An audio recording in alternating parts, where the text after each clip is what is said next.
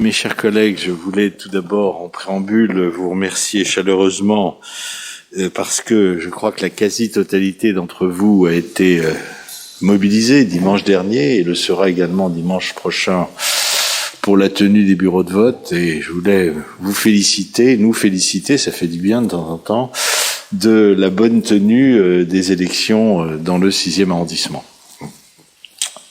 Et j'espère que nous n'aurons pas, alors que nous en avions eu lors du premier tour des élections municipales, nous n'aurons pas de difficultés dans des bureaux parce que la période est compliquée à tous égards. Et bien sûr, mes remerciements s'adressent également à la Direction générale des services, car il faut savoir que pour l'établissement des listes électorales, toute l'équipe autour de Monsieur Riwal a travaillé jusqu'à samedi soir tard pour essayer de transcrire sur les listes électorales les procurations qui sont arrivées jusqu'à la dernière minute. Certains mandants n'ayant pas leur volet de procuration, n'ayant pas les lettres, et donc peut-être que certaines procurations, d'ailleurs, on n'a pas fait je crois qu'elles ont été utilisées pour l'essentiel, mais on a sans doute quelques-unes qui ont peut-être pas été utilisées parce que certains avaient oublié qu'ils en bénéficiaient et que les lettres n'avaient pas pu encore arriver. Je vous propose donc de tenir ce conseil. On est tous fatigués, on va essayer de le tenir comme à chaque fois le mieux possible. Étant entendu que nous avons un ordre important de 32 points, je vous propose, puisqu'on a introduit 2 vœux, d'ailleurs je les introduis au titre, je les rapporterai, mais au titre du vœux qui sont leur formulation la plus large possible, conseil du 6e arrondissement, relatif au 69 rue de Sèvres. D'ailleurs, c'est un vœu que nous avions déjà adopté dans une première mesure, mais comme nous sommes à un moment délicat où la ville peut effectivement acquérir, et ça serait une très bonne chose, je vous propose de reprendre un vœu. Et puis un vœu sur le caractère unique du quartier Saint-Germain-des-Prés. Ce sont 2 vœux que j'introduis au titre de la procédure d'urgence, donc je voulais vous en faire part. Nous avons à voter aussi l'extrait des délibérations de la séance du conseil d'arrondissement du 18 mai 2021. Est-ce que vous avez des remarques sur cet extrait de délibération? S'il n'y en a pas, je vous propose de le voter. Qui ne prend pas part au vote, qui s'abstient, qui vote contre, qui vote pour, je vous remercie. Ensuite, nous aurons un vote global d'approbation sur dès lors que personne ne souhaite intervenir pour justifier un vote contre les projets, ce sont des projets qui vont être votés à l'unanimité, les points 20 à 25 qui n'appellent pas de remarques particulières ou que sont...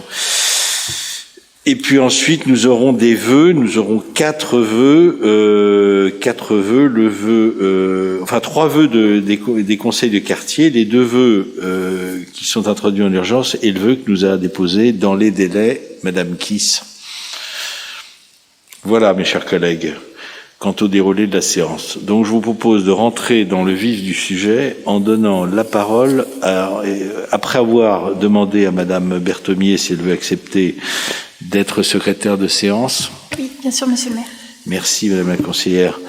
Je vous propose de passer au budget supplémentaire 2021 et je donne la parole à notre collègue Paul Maria. Bonjour monsieur le maire, bonjour chers collègues. Donc on nous demande de valider un exercice essentiellement comptable puisqu'il s'agit de dépenses préaffectées qui viennent abonder le budget 2021 au titre de 3 dotations.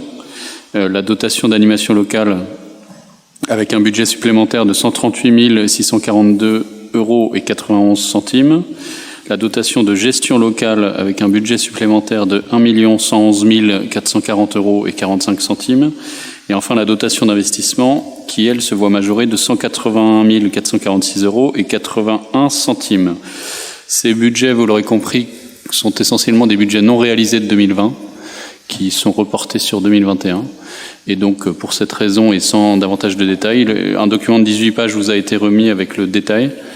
Mais donc, sans entrer dans ces détails, je vous demande, chers collègues, de valider ce budget supplémentaire pour l'année 2021. Merci, mon cher collègue. Y a-t-il des demandes d'intervention? Il n'y en a pas, donc je vous propose de nous prononcer. Qui ne prend pas part au vote? Qui s'abstient? Qui vote contre? Qui vote pour? Je vous remercie. Je donne maintenant la parole à Madame Bocan qui va rapporter sur les conventions à signer entre la mairie du 6e arrondissement et les associations qui utilisent des locaux au centre André Malraux. Oui, monsieur le maire, chers collègues, il s'agit ici donc du renouvellement des conventions d'occupation permanente, comme chaque année, avec les associations sur le centre André Malraux. Vous trouverez ci-joint le tableau actualisé pour 2021-2022.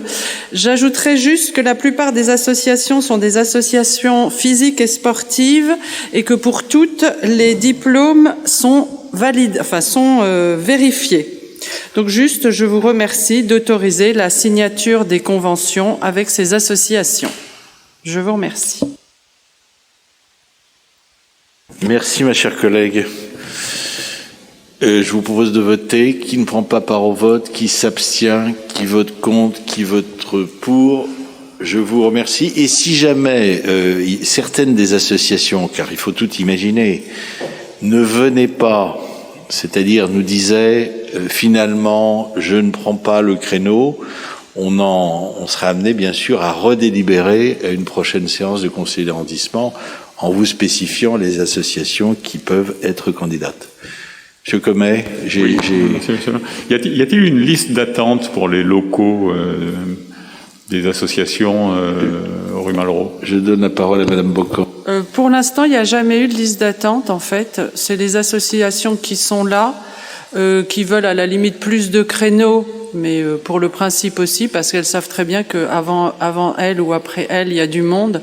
Donc il n'y a pas vraiment de liste d'attente, non. Non.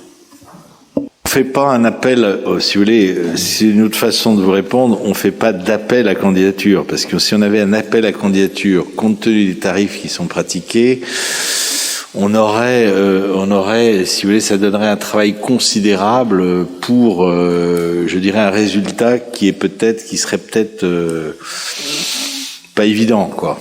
Mais à partir de ça, il faut rester très attentif. On vérifie que les associations sont là, elles signent des fiches de présence, et on s'assure effectivement que il n'y a pas de difficulté. Il n'y a pas de difficulté de tous ordres. On reste très attentif effectivement à ça.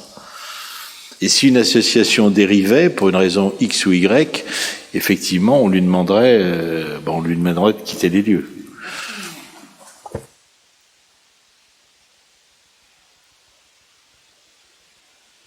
La parole à Claude Ribes qui va rapporter successivement sur les points 6 et 7.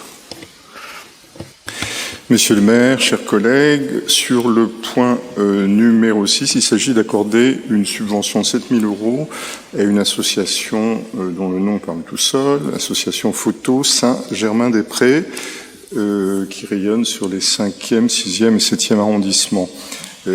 Essentiellement, il est question de soutenir la 11e édition d'un festival Photo Saint-Germain qui est prévu au mois de novembre, du 4 au 20 novembre. C'est la 11e édition, donc c'est quelque chose qui est désormais habituel. L'exposition mettra notamment, le festival mettra notamment en valeur l'exposition Les Bouquinistes, qui bien évidemment nous sont chers. Je vous propose donc de voter favorablement pour permettre à l'association Photo Saint-Germain-des-Prés de réaliser sa programmation 2021. Merci, monsieur le conseiller. Y a-t-il des demandes de prise de parole? Il n'y en a pas, donc je vous propose de voter. Qui ne prend pas part au vote? Qui s'abstient? Monsieur Pastèque. Qui vote contre? Qui vote pour? Je vous remercie, c'est adopté à la majorité. Monsieur Ribes a à nouveau la parole. Alors, il s'agit pour le point 7 d'une subvention qui est destinée à l'association CIRCE, Centre d'information, de recherche, de création et d'études littéraires et artistiques. Mais pour simplifier, il s'agit de l'association qui organise annuellement le désormais célébrissime marché de la poésie sur la place voisine. Du fait de la situation sanitaire, cette manifestation qui se tient traditionnellement au mois de mars, évidemment, n'a pas pu voir le jour dans les délais prévus. Elle va donc être reportée en octobre prochain, et plus précisément du 20 au 24 octobre.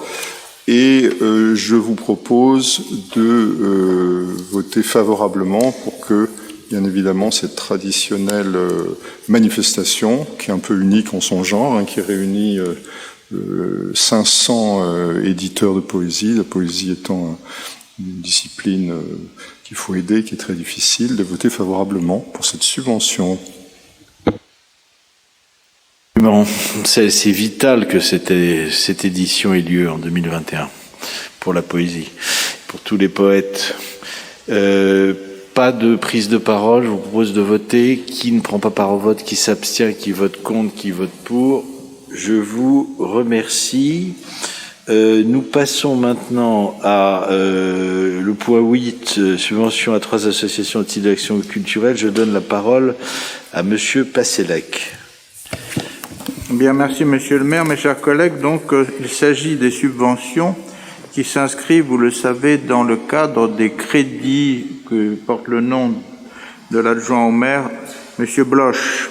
Ce sont des crédits qui sont destinés à soutenir des actions culturelles locales.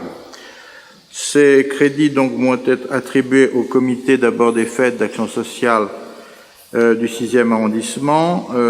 Dans l'exposé des motifs, vous avez tous les éléments qui vous permettent de connaître un petit peu les activités, bien sûr, du comité des fêtes. Ce sont des activités à la fois culturelles et sociales. Le repas des personnes âgées n'a pas pu avoir lieu cette année pour des raisons que vous savez, mais ont été distribués des ballotins de chocolat aux personnes âgées et surtout à toutes celles et ceux qui n'ont pas pu se déplacer, des plateaux repas ont été donnés pour la nouvelle année. Pour le 6e atelier d'artistes, c'est une association très connue qui organise notamment des journées portes ouvertes pour que le public puisse visiter les ateliers des artistes du 6e arrondissement. Et enfin, pour le comité Saint-Germain-des-Prés, c'est une subvention qui concerne le parcours Saint-Germain-des-Prés qui a eu lieu cette année, qui d'ailleurs, vous avez sans doute pu le constater, a présenté une œuvre originale sur le mur de la Société de géographie du boulevard Saint-Germain. C'était un collage original de JR, particulièrement réussi, je dois le reconnaître. Et donc là, il y aurait donc 2 000 € pour le parcours Saint-Germain via l'association Comité Saint-Germain-des-Prés. Il y aurait donc 2 000 € pour portes ouvertes, pour les portes ouvertes, pour les portes ouvertes, ateliers d'artistes, les ateliers d'artistes du 6e, et 6 000 € pour le comité des fêtes et d'action sociale. Je vous demande donc de bien vouloir voter ces subventions, et je vous en remercie. Merci, monsieur l'adjoint. Y a-t-il des demandes de prise de parole? Il n'y en a pas, donc je vous propose de voter. Qui ne prend pas part au vote, qui s'abstient, qui vote pas. Ah oui, absolument. Donc, deux NPPV, monsieur Passelec et madame Devara. Qui s'abstient, qui vote contre, qui vote pour. Je vous remercie, adopté à la majorité. Nous allons passer maintenant au marché découvert alimentaire et je donne la parole à monsieur Paul Maria. Mes chers collègues, une nouvelle décision en partie dictée par le contexte, comme la précédente que j'ai eu l'honneur de présenter. Il s'agit d'une délibération concernant le tarif des marchés du 6e arrondissement, enfin de Paris en général, mais du 6e en particulier. Chaque année, comme vous le savez, ces tarifs sont légèrement revalorisés de 1,5% en moyenne. La dernière revalorisation est intervenue début janvier 2021 et a porté les tarifs... au début janvier 2020, a porté les tarifs à 4,38 € hors taxes par mètre linéaire et par jour pour les commerçants qui sont abonnés, et à 5,94 € par mètre linéaire et par jour pour les commerçants volants. Le contexte sanitaire ayant fait que les conditions d'exercice des marchés ayant été très difficiles cette année, et particulièrement pour les commerçants volants, il a été décidé de ne pas appliquer l'augmentation annuelle au 1er janvier 2021 pour les commerçants volants. Et donc, ce qu'on nous demande aujourd'hui de valider, c'est d'une part la stabilité des tarifs pour l'année à venir pour les commerçants volants, et d'autre part, une petite mesure d'ajustement, mais qui sera synonyme de plus de simplicité pour les commerçants des marchés, qui est que dorénavant, les tarifs entreront en vigueur, les nouveaux tarifs entreront en vigueur au 1er janvier, et non pas au 4 janvier, comme c'était le cas auparavant. Donc, pour toutes ces raisons, et pour information, donc le tarif qui serait entériné pour cette année et pour le 1er janvier 2022, serait donc 4,45 € hors taxe pour les commerçants abonnés et 6,03 € pour les commerçants volants, ce qui est une stabilité entre cette année et l'année prochaine. Donc je vous demande, chers collègues, de valider cette mesure qui est une mesure de bon sens au compte tenu des difficultés des commerçants au cours de l'année écoulée. Merci. Bien, merci Monsieur le conseiller. Y a-t-il des demandes de prise de parole? Il n'y en a pas. Donc je vous propose de voter. Qui ne prend pas part au vote, qui s'abstient, qui vote contre, qui vote pour. Je vous remercie. Nous allons passer maintenant au point 10, et notamment qui concerne l'Institut pour la santé des femmes et le pavillon Tarnier tel qu'on l'appelle dans ce document. C'est une délibération que j'ai plaisir à vous présenter rapidement, hein, parce que je ne vais pas revenir sur l'histoire du pavillon Tarnier qui a été reconstruit à la fin du 19e siècle, qui a été inauguré en 1881 et qui a accueilli une grande clinique d'accouchement jusque dans les années qui a fonctionné jusque dans les années 60. Et vous savez notamment que Charles Aznavour, dont on a beaucoup parlé au cours des dernières semaines, est né à Tarnier, sa maman ayant accouché en urgence à Paris alors qu'elle devait normalement continuer son périple jusqu'aux États-Unis. Elle a conservé cette vocation jusqu'à les années 60, disais-je, à date à laquelle la PHP y a implanté un service de dermatologie qui était longtemps dirigé par le professeur Escandre. Et puis ensuite, Tarnier a un peu, je dirais, la PHP qui en a eu la gestion, a un peu accumulé et additionné les services, et ceux et celles qui ont participé avec moi à la visite qui était organisée par les deux maires adjointes concernées, Madame Le Mardelet et Madame Souiris, l'hiver dernier, ont constaté que, effectivement, il y avait beaucoup de services, certains d'ailleurs qu'on découvrait, certains semblaient les découvrir.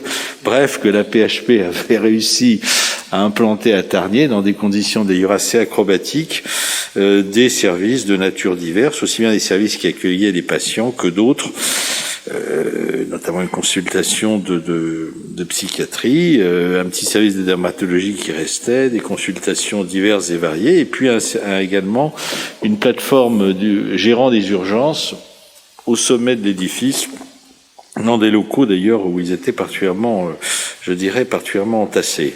Quant au bâtiment, vous le connaissez, c'est un magnifique bâtiment, mais qui n'a pas été du tout, qui est propriété de la ville de Paris, mais qui n'a pas du tout été entretenu par la PHP au cours des dernières années. D'ailleurs, les étais qui se trouvent à l'entrée de la rue des Chartreux sont arrivés une quinzaine d'années, sont toujours là, et il y a eu assez peu d'évolution. Mais là, grâce effectivement aux différentes actions qui étaient engagées, et notamment par votre serviteur au cours des nombreuses années, et ça remonte à quelques années, je suis heureux que la ville de Paris ait décidé de reprendre le pouvoir dans ce bâtiment dont elle est propriétaire. Et là, c'est un très très beau projet qui nous est présenté aujourd'hui. C'est un projet qui est porté par l'Université de Paris. Je vous rappelle que l'Université de Paris, c'est l'addition de Paris 5 et de Paris 7. Hein, c'est de Paris 5 Descartes, c'est-à-dire la grande faculté de médecine, principalement implantée dans le 6e arrondissement, et Paris 7 qui a également des UFR de médecine. Paris 5, c'est Necker. Paris 7, c'est principalement la Pitié-Salpêtrière.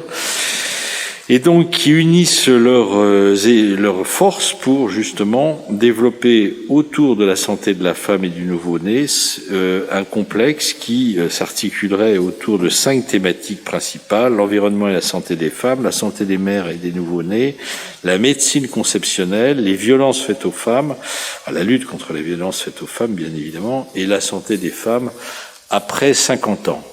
Et donc, on nous propose, je vous épargne, je ne vais pas vous lire toute la délibération, elle est assez détaillée, fouillée, ce qui prouve qu'on a déjà bien réfléchi à la chose.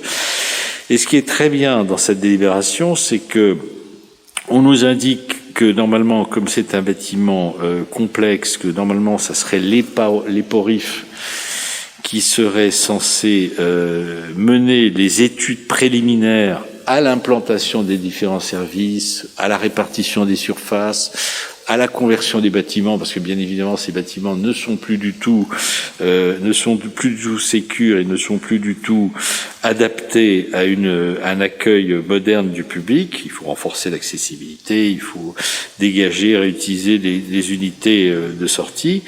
Et afin de ne pas retarder le démarrage de ce projet, la ville de Paris propose de préfinancer ces études, qui s'élèvent à environ 500 000 €, 480 000 exactement. Ce préfinancement se déduira des financements que la ville pourrait apporter à ce projet, notamment au titre de ses obligations de propriétaire. Et ces obligations de propriétaire, on y cite notamment la restauration des façades, qui sont bien sûr en très mauvais état, comme je vous l'avais dit. En plus de ce projet autour de la santé, on nous indique que, alors c'est non conditionnel, mais c'est sans doute faisable, une trentaine de logements dédiés à des chercheurs pourraient être financés et gérés par la AIVP dans les combles du pavillon, sur le modèle de ce qui a été réalisé au réfectoire des Cordeliers. Donc, on nous propose d'attribuer à l'Université de Paris une subvention de 450 000 € pour les études. C'est l'Université de Paris qui, de ce point de vue-là, ferait les études pour le compte de la ville en vue de la création d'un institut pour la santé des femmes. Et on nous demande donc d'autoriser la maire de Paris à signer la convention corrélative. Donc, je me félicite de ce projet qui prouve que les choses avancent et qu'à partir du moment, alors il faudra après bien sûr que les études débouchent sur un projet, enfin débouchent sur des travaux, mais je pense que c'est relativement bien parti. Et je voulais vous remercier tous et toutes de votre également implication dans ce dossier, puisque c'est un projet qu'on pourra porter ensemble au cours des prochaines années. Puis s'il y a des mètres carrés supplémentaires qu'on retrouve, on pourra peut-être y faire d'autres choses. Pourquoi pas? Chers collègues, est-ce que vous voulez, certains veulent intervenir sur ce projet, sur cette délibération? Monsieur Passlec. Oui, comme monsieur le maire du 6e est par définition très modeste, c'est moi qui vais me permettre de dire qu'il faut lui rendre hommage sur la persévérance dont il a fait preuve dans cette opération qui, effectivement, dont nous parlons depuis très longtemps, pour éviter que ce bâtiment, effectivement, ne tombe en ruine. Donc, je crois qu'il faut vraiment en être conscient, et c'est vraiment l'action du maire du 6e. Mais, deuxième point très important, ça prouve aussi que l'on peut très bien arriver à coopérer de façon utile et efficace et dans le sens de l'intérêt général entre une mairie d'arrondissement dite d'opposition et la mairie de Paris. Je trouve que c'est un très bel exemple. Je voulais le dire. Alors je vous remercie, mon cher collègue, et j'ajouterai que nous avons quand même une chance dans cette affaire, c'est que il y avait un legs, il y avait une convention qui permettait et qui obligeait à ce que ce bâtiment reste à vocation médicale et de recherche. Et si ça n'avait pas eu lieu, ou la mairie de Paris ou la PHP auraient été tentés, compte tenu de sa localisation, de le transformer en logement vendu très cher, puisque situé à côté des jardins d'observatoire. Donc ça, c'est une très grande chance. Mais je crois que ce qui est bien, c'est que la mairie de Paris récupère le bâtiment, la ville récupère le bâtiment, dans la mesure où la PHP en faisait sans doute un certain usage, mais ne l'entretenait pas. Et rien que pour cette raison, il fallait effectivement que la ville reprenne les commandes. Mais chers collègues, je vous propose de voter. Qui ne prend pas part au vote, qui s'abstient, qui vote contre, qui vote pour. Je vous remercie. Cette délibération est adoptée à l'unanimité. Nous continuons nos travaux et je donne la parole à Monsieur Passelec qui va rapporter sur le point 11. Oui, merci Monsieur le maire. Donc nous allons aborder effectivement la question de la foire Saint-Sulpice qui, comme vous le savez tous, a succédé à la foire Saint-Germain qui présente en effet depuis de très nombreuses années une série de manifestations plutôt culturelles sur la place normalement pendant l'été. Alors l'édition, bien évidemment, 2020 n'a pas pu avoir lieu. Je reprends le projet de délibération, ce qui bien sûr aurait dû être précisé, c'est que la foire Saint-Sulpice a été interrompue bien évidemment à cause de la décision de la préfecture de police qui a interdit qu'aient lieu des manifestations sous des tentes. J'ai tout de même pu constater que se sont développées partout à travers Paris des manifestations, des brocantes sous des tentes. Alors là, il y a vraiment deux poids, deux mesures. La foire Saint-Sulpice a donc été victime de cette décision très dure, puisque la foire n'a pu se tenir que 16 jours au lieu de 36 jours. Alors nous avions demandé avec Monsieur le maire à Madame Polski de bien vouloir justement, compte tenu de ce cas, de ce qu'on appelle en matière de contrat administratif un cas de force majeure et d'imprévision, nous avons demandé d'exonérer l'organisatrice de toute taxe. Malheureusement, ce n'est pas le cas, je le regrette, et on demande à donc l'organisatrice, Madame Hutré, de payer 33 333 € pour donc cette manifestation. Alors c'est d'autant plus évidemment, je dirais, préoccupant que en vérité la foire a pu présenter le salon de la bibliophilie, les journées de la céramique, mais que par exemple, je dois vous le dire, ce qui était dans le cahier des charges imposé par la ville, les jeux mathématiques, se sont retirés d'eux-mêmes et ont ainsi privé l'organisatrice d'une ressource de 24 000 €, que d'autre part, l'organisatrice n'a pas pu donc organiser, nous l'avons vu, le marché de la poésie, qui est aussi un apport important pour elle, et surtout, le marché des antiquaires qui permet de rentabiliser l'ensemble de l'opération. Donc c'est tout de même extrêmement pénalisant pour l'organisatrice et je voulais donc vous le faire remarquer. Dans cette même délibération est prévu le report donc de l'édition de cette année qui n'a pas pu avoir lieu au mois de juin, qui devrait donc avoir lieu maintenant pour les raisons que vous savez, et qui sera donc repoussée à septembre-octobre. Alors évidemment, dans ces conditions, nous ne pouvons que voter favorablement cette délibération, mais tout en regrettant évidemment que donc on n'ait pas, sinon exonéré en totalité, au moins vraiment fait un effort pour ne pas demander à l'organisatrice cette contribution tout de même élevée de 33 333 €. Voilà donc ce que je voulais vous dire et je vous remercie de votre vote. Merci, Monsieur le maire. Je voulais ajouter que c'est absolument vital que la foire Saint-Sulpice ait lieu au mois d'octobre, en septembre-octobre.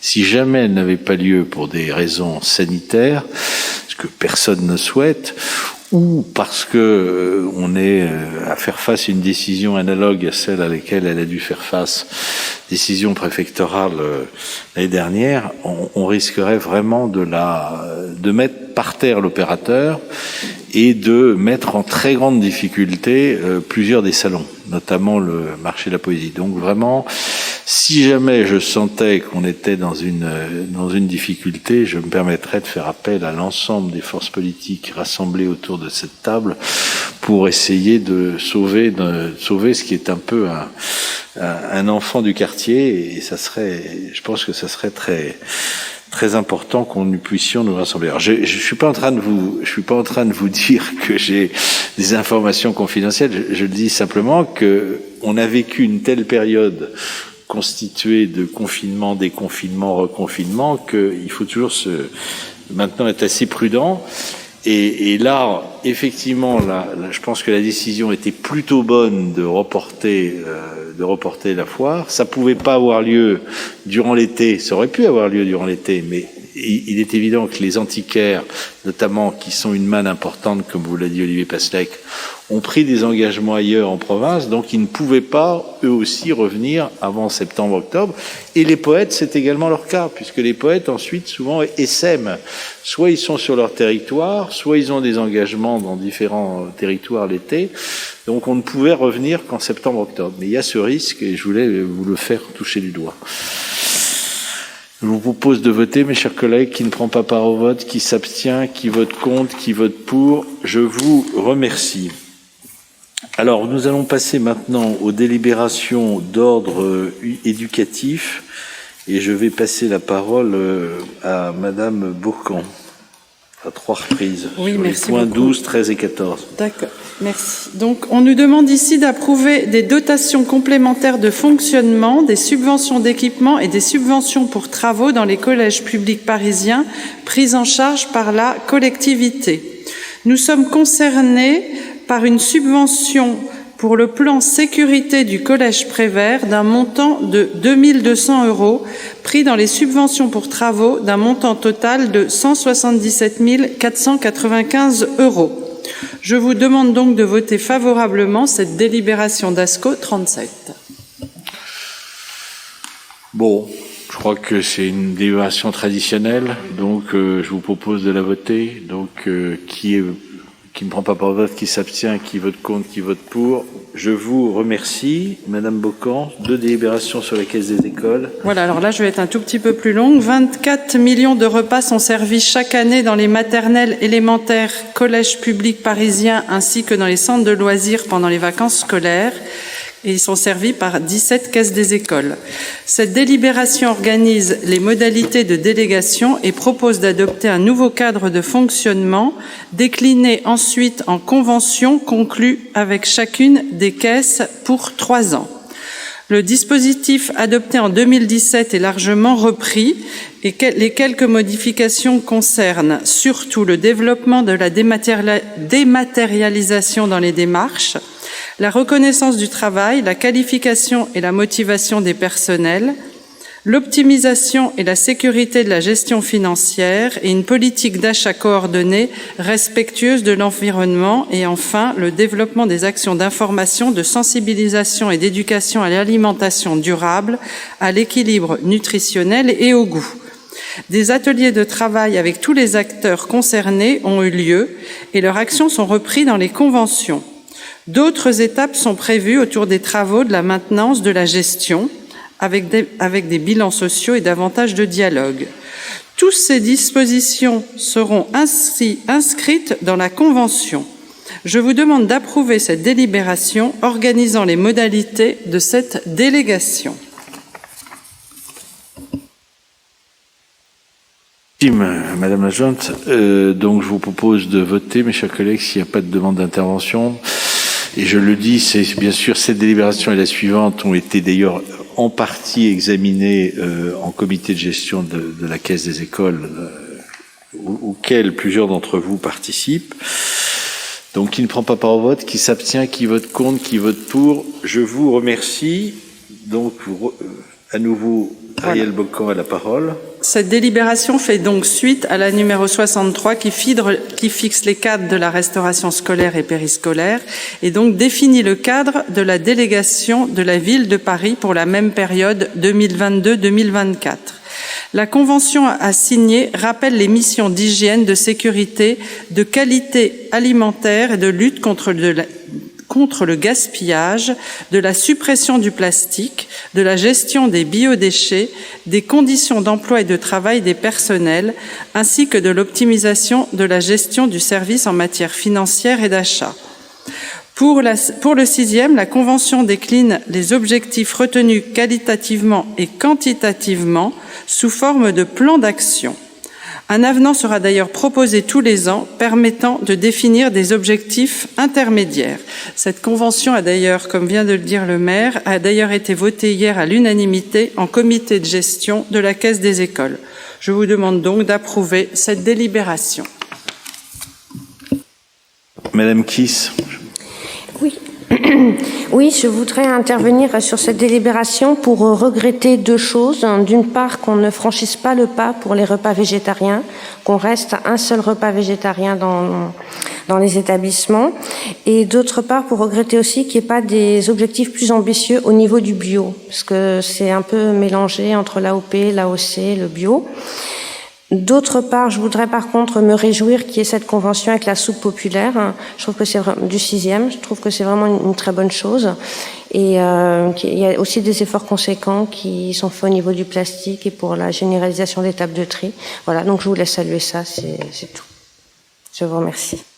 Merci, ma chère collègue. Alors, je vous répondrai simplement sur les deux premiers points, sur le deuxième point que vous avez évoqué, en matière de progression, en matière de bio, d'éléments traçables, tout n'est pas arrêté, puisque je dirais que on va progresser en fonction du plan d'alimentation durable établi par la mairie de Paris. Et ça fera donc l'objet d'une progression et sans doute d'une discussion rapprochée, permanente, entre les caisses des écoles, le bureau de la restauration scolaire et effectivement le cabinet de l'adjointe responsable. Ça va. Oui, Madame Mocan. Je vais juste répondre à votre question sur le végétarien. Sur le repas végétarien, j'ai questionné quand même les écoles, et des écoles maternelles me demandent à ce qu'il n'y ait pas de repas végétarien pour que les enfants mangent de la viande. Donc c'est pour ça que actuellement on va rester à 1, on va voir après l'évolution, mais vous souhaitiez qu'on interroge les écoles et donc il faut aussi en tenir compte, et donc je vous rapporte ce point. Occasion d'en reparler parce que c'est le type de débat qui effectivement est d'actualité. Bien, mes chers collègues, je vous propose de voter cette délibération. Donc, qui ne prend pas part au vote? Qui s'abstient? Qui vote contre? Qui vote pour? Je vous remercie. Donc, c'est unanimité. Nous passons à deux délibérations qui ont trait à la petite enfance et je donne la parole à Madame Chantal Lambert-Buras. Merci Monsieur le maire, chers collègues. C'est l'association Espérem que nous avons évoquée souvent, tous les ans, gère 4 crèches dans Paris, dont une dans le 6e arrondissement, 83 rue de Sèvres, et une crèche de 30 places. Tous les ans, nous autorisons la mairie de Paris, la maire de Paris à signer un avenant à la convention d'origine. Et je vous propose d'en faire de même aujourd'hui pour un avenant d'un montant de 196 045 € pour la crèche qui se trouve 83 rue de Sèvres, sachant que on propose d'autoriser la maire de Paris de signer une convention globale de 822 614 € au profit de l'ensemble des établissements, soit 114 places au total dans Paris. Voilà, Monsieur le maire. Merci infiniment. Donc, c'est un opérateur, effectivement, comme le sont la Fondation Saint-Simon. Ça, je parle sous le contrôle de Madame Hervieux, qui a la lourde tâche de gérer ça au niveau parisien. Nous sommes sous son autorité, si je puis dire. Mais, en tout cas, pour que ces subventions soient ensuite votées par le Conseil de Paris. Mais en règle générale, ça se passe bien. Donc, mes chers collègues, si vous n'avez pas de demande d'intervention, je vous propose de voter. Qui ne prend pas part au vote, qui s'abstient, qui vote contre, qui vote pour. Je vous remercie. Je redonne la parole à Madame Chantal Lambert-Buras.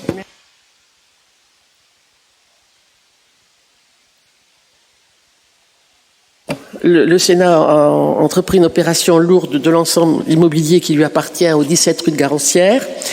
Ces travaux ont conduit à la fermeture de la crèche de 72 berceaux, 72 places qui se trouvaient à cette adresse. La ville de Paris a profité, si j'ose dire, de cette fermeture pour effectuer des rénovations dans la crèche. Et pour ne pas interrompre la garde des enfants et maintenir une capacité d'accueil d'enfants pendant la fermeture, le Sénat à titre gracieux mis à disposition de la ville de Paris, par convention, une emprise de 798 mètres carrés dans le jardin du Luxembourg, en face du 3 rue Guinemer, pour la construction d'une crèche provisoire de 43 places. Les travaux vont durer, malheureusement, plus longtemps que prévu. Et donc, la durée de la structure sur ce lieu, en face du 3 Guinemer, cette structure provisoire, va être prolongée jusqu'à la fin du deuxième semestre 2022. On nous demande donc d'autoriser la ville de Paris à signer un avenant pour prolonger cette emprise sur le jardin du Luxembourg et surtout cette crèche provisoire, et également de préciser les conditions de démontage, sachant que le démontage va durer probablement plus de 6 mois. Et ensuite, il faudra remettre en état le sol sur le jardin du Luxembourg. Voilà. Donc, il nous est proposé d'autoriser la maire de Paris à signer cette convention. Sinon, vous avez 43 petits-enfants sur les genoux. Voilà. Oui, et j'ajoute que c'est un sujet que vous aviez été plusieurs à évoquer ici au cours des conseils d'arrondissement précédents. Effectivement, le Sénat, les travaux ont duré plus longtemps en raison du Covid. Ça se traduit effectivement également par des retards dans la livraison de la nouvelle crèche garancière. Et en conséquence, ça proroge d'autant la structure démontable qui va être ensuite démontée pour être normalement, si j'ai bien compris, remontée dans le 13e arrondissement. Donc tout ça s'emboîte comme des poupées russes.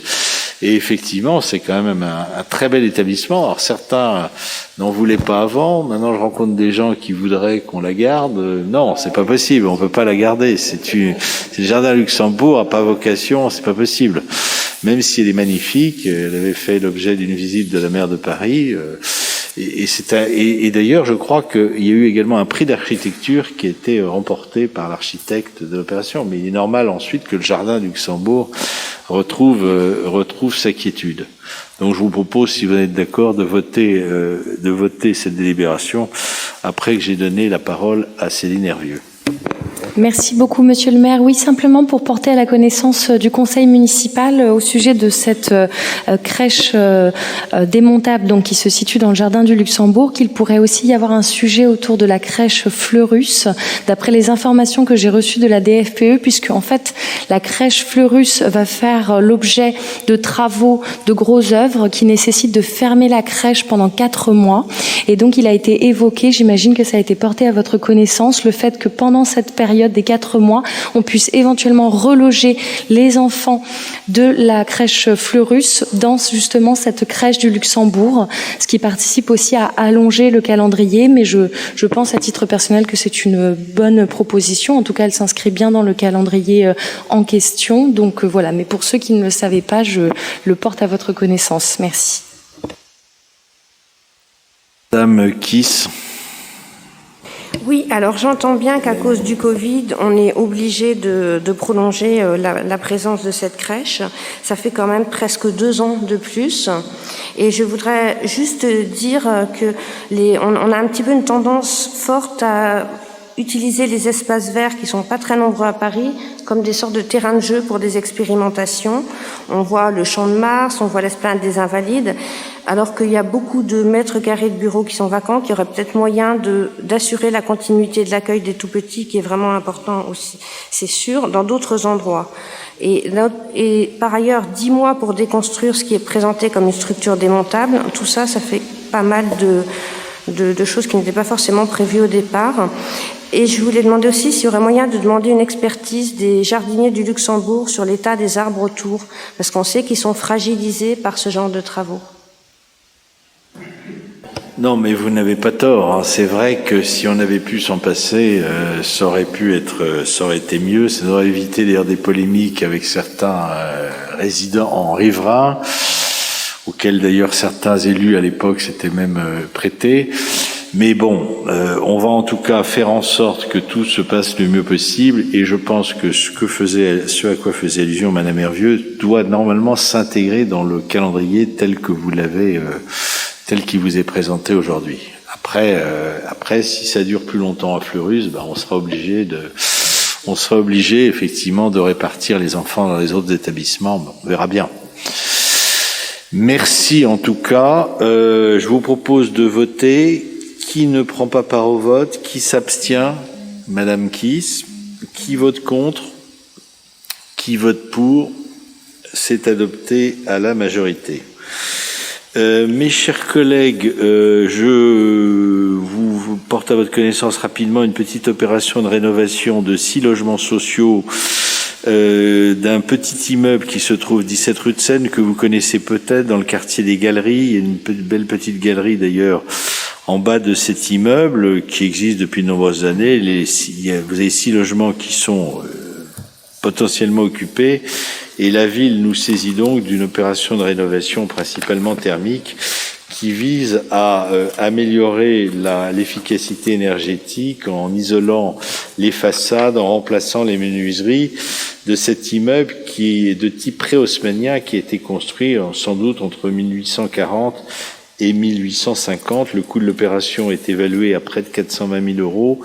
Et pour ce faire, la société Logiciamp, qui est une des 3 grosses sociétés d'économie mixte spécialisée dans le logement de la ville de Paris, va contracter un emprunt de 228 000 €.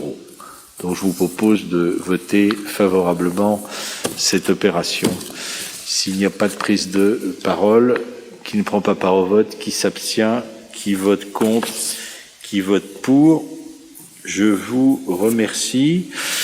Nous arrivons maintenant au point 18 et je donne la parole à Iris Berthomier. Merci, Monsieur le maire. Alors, le point qui nous est présenté est une subvention. Donc, il est envisagé de voter une subvention à hauteur de 74 500 € et la signature de 3 conventions avec des associations œuvrant pour la prévention des déchets et le développement des territoires zéro déchet. Pour vous donner quelques éléments de contexte, donc c'est 3000 tonnes de déchets ménagers qui sont collectés chaque jour à Paris. Donc dans le cadre de la transition écologique dans la capitale, l'objectif est la réduction significative des quantités de déchets collectés en favorisant le tri, le recyclage et bien sûr la valorisation des déchets qui n'ont pas pu être évités.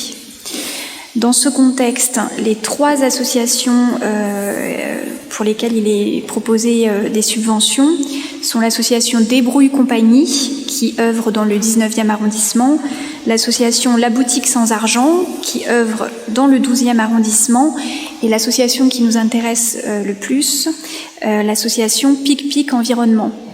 Donc cette association œuvre depuis 2008 pour la promotion et le développement de l'éducation à l'environnement et notamment au bon comportement dans les domaines de la gestion des déchets, de l'économie d'énergie, des pollutions intérieures et de la santé environnementale. En 2019, il y a une rue zéro déchet qui a été, donc c'est une initiative de la mairie du 10e arrondissement. Donc voilà, cette rue zéro déchet a été une expérience concluante. Et donc nous, dans le 6e arrondissement, nous accueillerons à partir de la rentrée scolaire 2021 un territoire zéro déchet avec des actions, un volet d'animation qui sera situé rue Littré.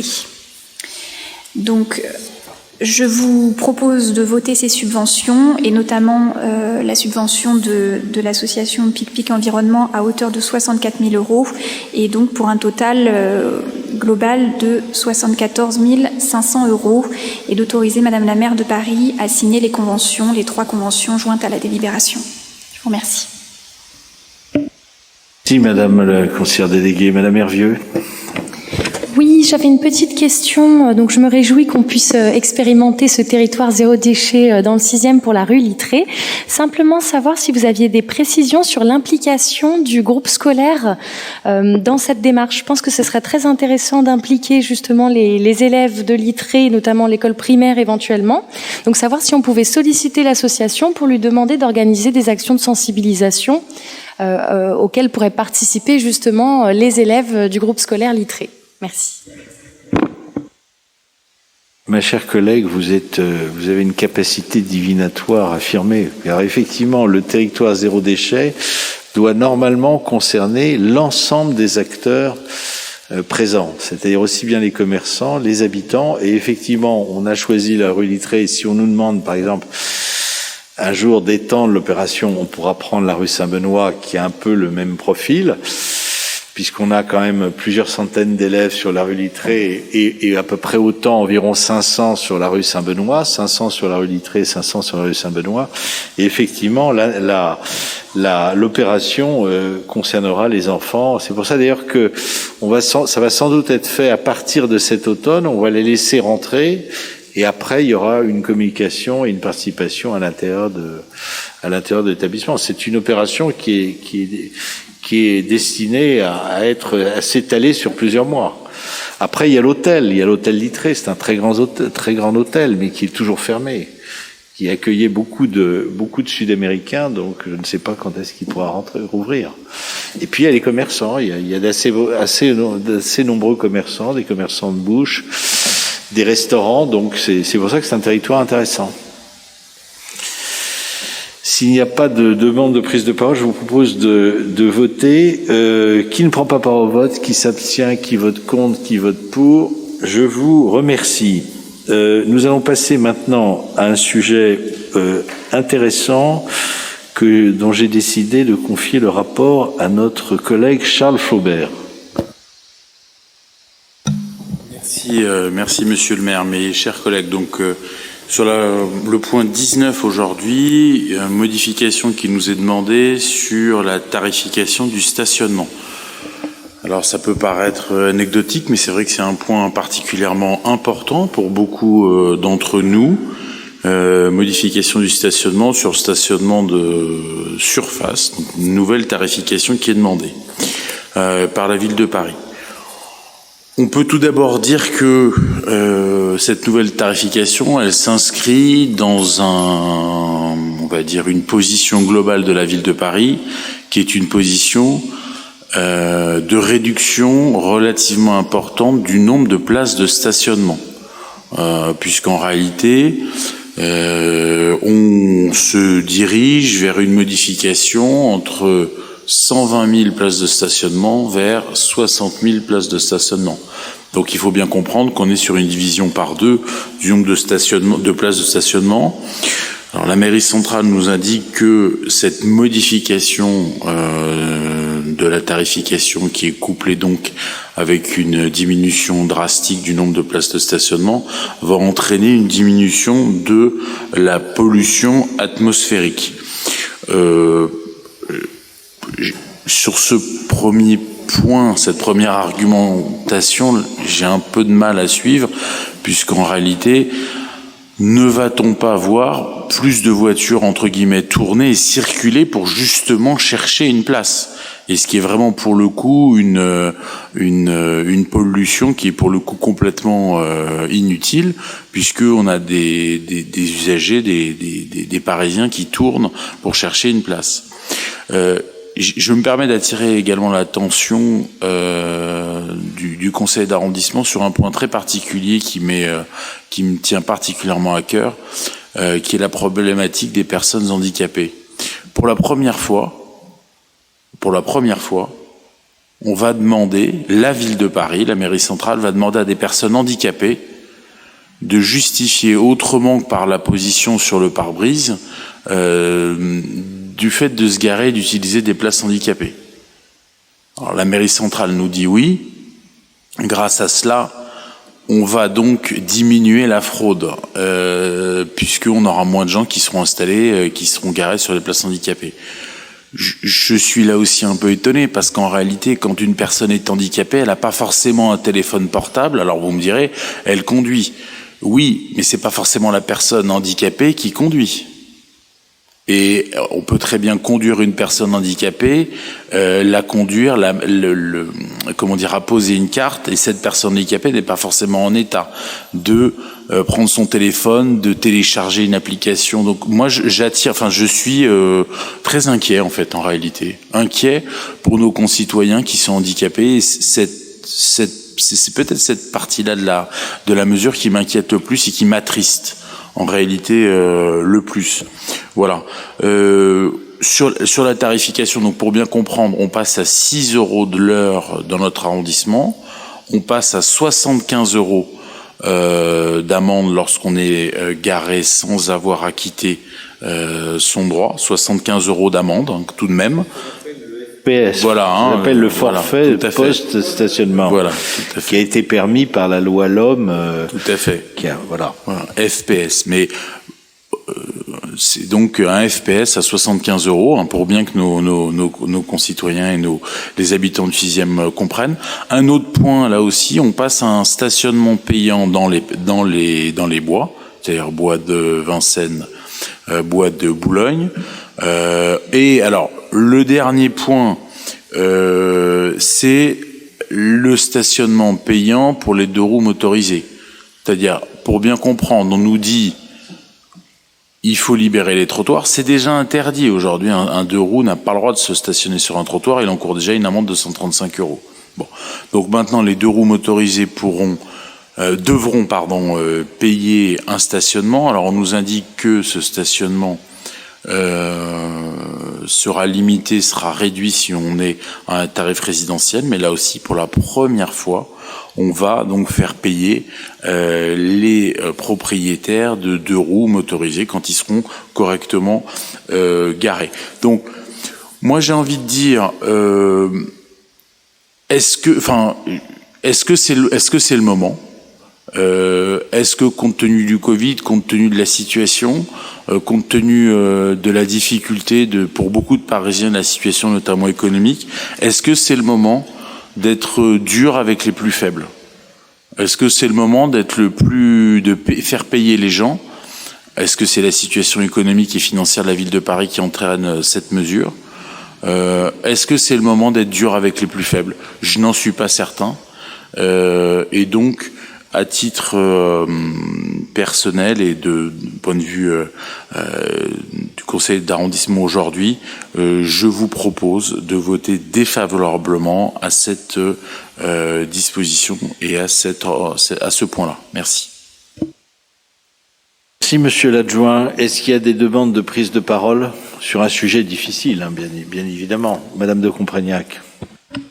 Merci. Très rapidement, monsieur le maire, je vais tout à fait appuyer ce que vient de dire notre collègue Charles Flaubert.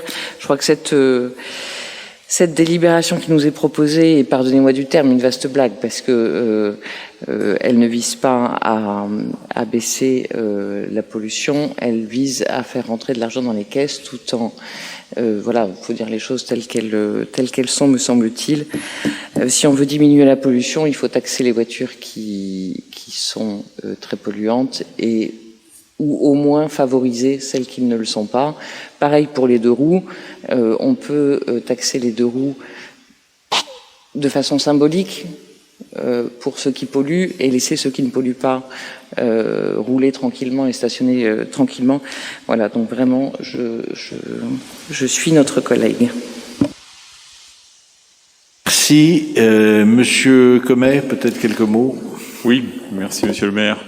Oui, je suis étonné par ce que vous avez dit sur les personnes à mobilité réduite, puisque en fait, dans ce plan, il est quand même prévu de créer 1000 nouvelles places de stationnement pour les PMR. Qu'on leur demande un petit peu plus de justificatifs, vous avez vu, comme moi, les chiffres de la fraude, donc on ne peut pas accuser la mairie de vouloir lutter contre la fraude. Je rajoute en plus que effectivement, il y a une volonté de réduire le stationnement en surface. Et deuxièmement, en plus dans ce plan, il y aura quand même une création de 1000 places de livraison supplémentaires pour porter le nombre total de places de livraison à 10 600.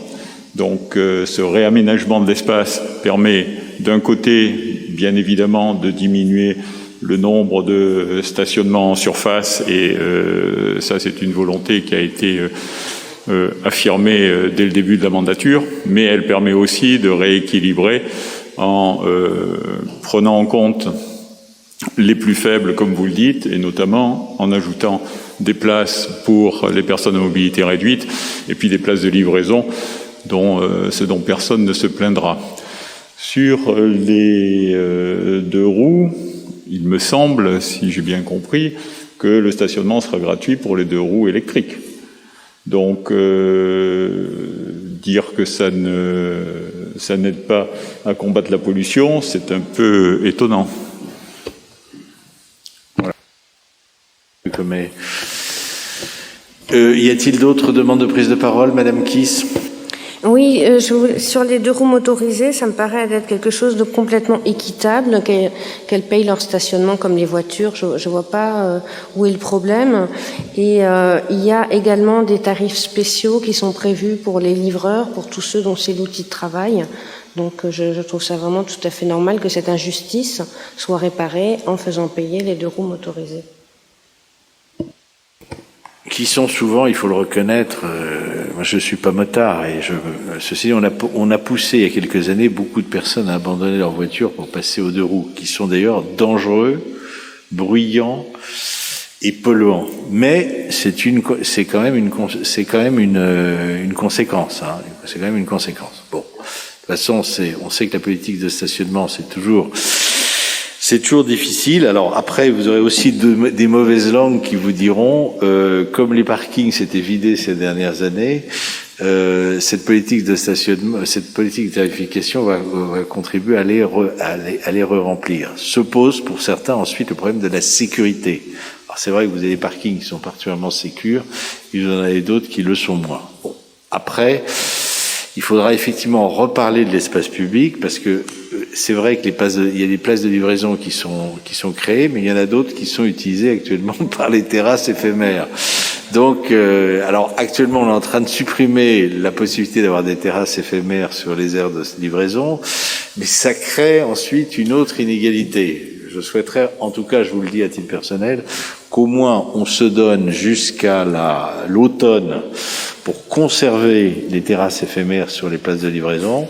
Ça nous permettra ensuite d'avoir un état des lieux, c'est pas dans la délibération, mais j'en profite, hein, un état des lieux des terrasses éphémères implantées sur des aires de livraison, pour voir ensuite, justement, avec les créations futures d'aires de livraison, ça sera peut-être l'occasion de s'interroger sur la présence de certaines aires. Est-ce qu'elles sont toujours nécessaires? Est-ce qu'il faut les abandonner? Est-ce qu'il faut en créer d'autres plus loin? Ça permettra peut-être, en tout cas, d'améliorer les choses. Mais je pense qu'il faut vraiment, là, sur l'état de la chaussée, des rues, parce qu'il y a eu beaucoup de modifications qui ont été faites au cours des 2 dernières années. Il faut s'interroger, prendre le temps de s'interroger sur certains emplacements. 2 roues, livraison, terrasse ou pas.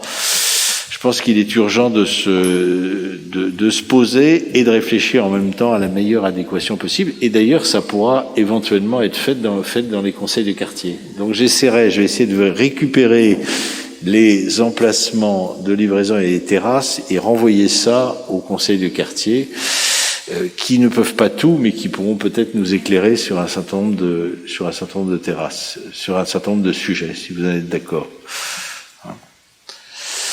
Donc, Iris Berthomier, je vous en prie. Je voudrais ajouter quelque chose. Merci, Monsieur le maire. Je voulais indiquer que la diminution du nombre de places de stationnement en surface, nous ne sommes pas contre. Simplement, il y a d'autres façons de procéder, et notamment en abaissant les tarifs des places qui sont situées en sous-sol, pas en augmentant nécessairement les tarifs des places qui sont situées en surface. Sur les 2 roues électriques, moi je voudrais dénoncer quand même une certaine hypocrisie de la chose, parce qu'il y a peu de places de stationnement pour les 2 roues, et il n'y a pas de place de stationnement pour les 2 roues qui comportent la possibilité de recharger.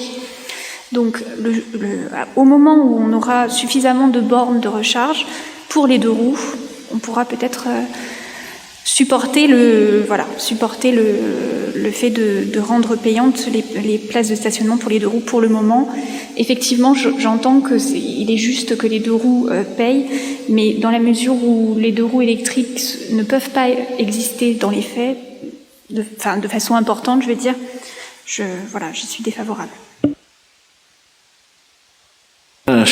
Mesdames, mes chers collègues, chacun s'étant exprimé, je vous propose maintenant de passer au vote. Alors, qui ne prend pas part au vote? Qui s'abstient? Qui vote contre? Qui vote pour?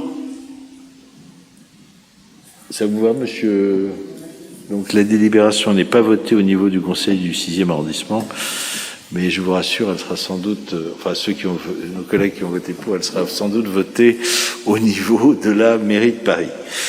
Bien, mes chers collègues, donc vote global d'approbation sur les points 20 à 25. Nous passons maintenant à l'examen des différents vœux et nous avons 3 vœux qui ont été émis par les conseils de quartier Saint-Placide et Notre-Dame-des-Champs. Je donne la parole à l'adjointe chargée des conseils de quartier pour les présenter respectivement. Enfin, pour en dire quelques mots dans la mesure où ils ont été portés à l'ordre du jour du conseil du 6e arrondissement. Merci, Monsieur le maire. Je vais effectivement vous lire 3 vœux émis par plusieurs conseils de quartier. Le premier vœu est émis par le conseil de quartier Saint-Placide, qui concerne le plan de réaménagement de l'ensemble Maine-Montparnasse, qui va avoir un impact fort sur la vie et sur les activités du quartier Saint-Placide, entre autres. Ainsi, le conseil du 6e arrondissement, sur proposition du conseil de quartier Saint-Placide, émet le vœu suivant: que dans le cadre du projet de réaménagement de l'ensemble Maine-Montparnasse, le conseil de quartier Saint-Placide soit pleinement représenté et associé en tant que tel, aux côtés des autres acteurs représentant les résidents, aux informations, concertations et consultations en cours. Voilà en ce qui concerne le vœu émis par le conseil de quartier Saint-Placide. Donc voilà, je vous propose de voter ce vœu. Oui, bien sûr, je m'associe tout à fait à ce vœu du conseil de quartier Saint-Placide et j'en profite pour émettre une proposition qui serait l'organisation d'une réunion commune entre les conseils de quartier des différents arrondissements qui sont concernés par cet aménagement Maine-Montparnasse, à savoir 14e et 15e arrondissement. Je pense qu'il serait intéressant de faire se réunir les membres des conseils de quartier concernés afin qu'ils puissent réfléchir, discuter, échanger ensemble aussi pour établir leurs propositions et participer collégialement à un débat commun, puisqu'ils sont tous concernés dans des proportions différentes, mais quand même sur un objectif commun. Donc je pense que ce serait intéressant de créer les conditions de cette rencontre et de cet échange inter-conseil de quartier, inter-arrondissement. C'est bien sûr une proposition intéressante, mais je crois elle a déjà été prise en compte par la mairie de Paris, puisque en réalité le débat sur cette opération qui avait d'ailleurs démarré avant l'élection de 2020 a déjà eu, les conseils du quartier Saint-Placide, Notre-Dame-des-Champs pour le 6e, Pasteur-Montparnasse pour le 15e et Montparnasse pour le 14e ont déjà été réunis. Ont participé à des réunions thématiques qui sont déroulées. Moi-même, j'ai participé à 1 ou 2 de ces réunions. Une qui a eu lieu dans le 14e, dans le gymnase Commandant Mouchotte. Une autre dans le 15e, dans les locaux de l'école de commerce de la Chambre de commerce et d'industrie de Paris. Et puis, il y a eu des marches exploratoires. Florence Devara confirmera. On a eu surtout des réunions sur lesquelles on nous a proposé de travailler sur la circulation, sur toutes les conséquences que ça pouvait entraîner au niveau du stationnement, mais c'était toujours sur des thèmes précis. Donc, et c'est vrai que les conseils de quartier du 15e et du 14e concernés étaient aussi représentés. Voilà. Et néanmoins, ce que je vous propose, de toute façon, mon idée était qu'on ait justement, sans doute, à l'automne, je l'espère, ou au début de 2022, une réunion, un SICA rassemblant l'ensemble des associations et l'ensemble des conseils de quartier, dans lesquels, évidemment, les 2 conseils de quartier, Notre-Dame-des-Champs et Saint-Placide, auront une part, seront tout légitimes à intervenir plus que les autres. Pour des raisons évidentes, parce que c'est une opération qui va être très lourde. On n'en connaît pas encore l'ampleur. L'ampleur dépendra justement du sort dévolu au centre commercial et au parvis. Mais c'est une opération qui risque effectivement d'avoir des effets excessivement forts et lors justement, et je l'ai fait avec Iris Berthemier, lors d'une visio que nous avons faite au printemps avec les futurs responsables de la direction de la santé de la mairie de Paris, j'ai bien insisté sur l'ensemble des nuisances, l'ensemble des problématiques qui pourraient exister du fait de cette opération, qu'il s'agisse de la qualité de l'air, du bruit et des nuisances de toute nature. Alors que nous avons des écoles, des collèges à proximité, dans le 6e, dans le 15e, dans le 14e arrondissement. C'est vrai que les différents conseils de quartier sont vraiment très motivés pour participer à un SICA à l'automne, voilà, dans lequel ils pourront s'exprimer. D'une longue démarche d'observation et de dialogue avec les différents opérateurs, car je vous rappelle en plus que c'est une opération, la difficulté dans cette opération, c'est pas la ville qui mène le bal, ce sont des opérateurs privés. La ville n'est là que pour délivrer les permis de construire et intervenir effectivement sur les nuisances. Mais là, il faudra que la ville soit particulièrement incisive. Mes chers collègues, je vous propose de voter ce vœu. Qui ne prend pas part au vote, qui s'abstient, qui vote contre, qui vote pour. Je vous remercie. Deuxième vœu, Madame de Vara. Oui. Le deuxième vœu est très différent. Il s'agit d'un vœu émis cette fois-ci par le Conseil de quartier Notre-Dame-des-Champs relative à la pose d'une plaque commémorative au 1 rue Bréa. Concernant Kiki de Montparnasse, qui a été, si je puis dire, une vraie star du quartier dans les années 20. Elle s'est fait connaître et enfin repérée comme modèle pour certains très grands artistes, dont Modigliani, Fujita, Man Ray, Picabia, enfin voilà, et de nombreux autres. Donc le conseil du 6e arrondissement, sur proposition du conseil de quartier Notre-Dame-des-Champs, émet le vœu suivant. Le conseil de quartier Notre-Dame-des-Champs émet le vœu qu'une plaque commémorative soit posée au 1 rue Bréa avec le texte suivant. Ici vécut les dernières années de sa vie Alice Ernestine Prin, 1901-1953, dite Kiki de Montparnasse, la reine de Montparnasse, modèle et muse d'artistes célèbres, chanteuse, danseuse, gérante de cabaret, artiste peintre et actrice de cinéma. Voilà, je vous invite donc à voter ce vœu. Bon.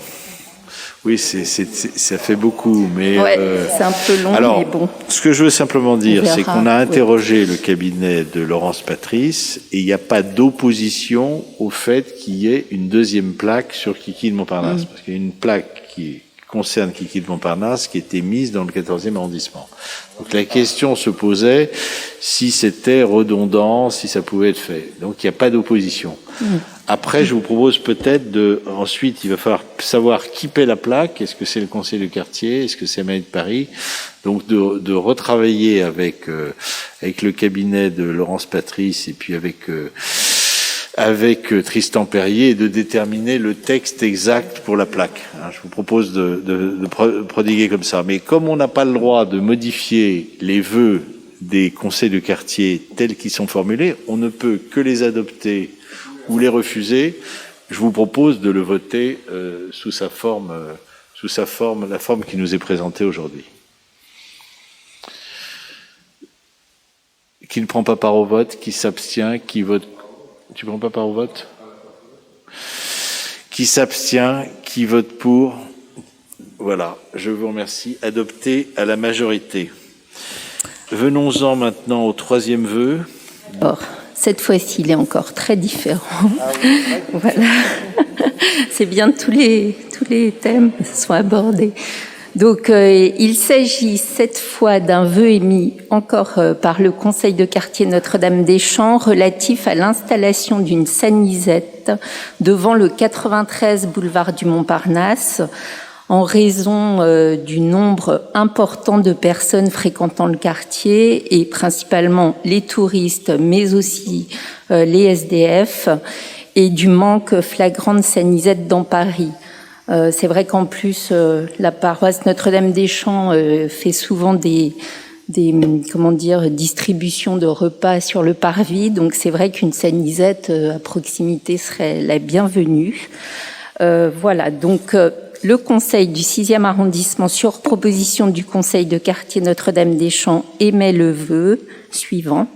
Le conseil de quartier Notre-Dame-des-Champs réitère son souhait d'installation d'une sanisette devant le 93 boulevard du Montparnasse, dans la contre-allée ou sur la partie de trottoir comprise entre la voie voiture et la contre-allée. Je vous remercie donc de bien vouloir voter ce vœu. Monsieur Comet, vous voulez intervenir? Oui, je suis tout à fait favorable à ce vœu, mais je voudrais formuler un vœu dans le vœu, puisqu'on est en train de réfléchir et de parler d'une nouvelle esthétique parisienne.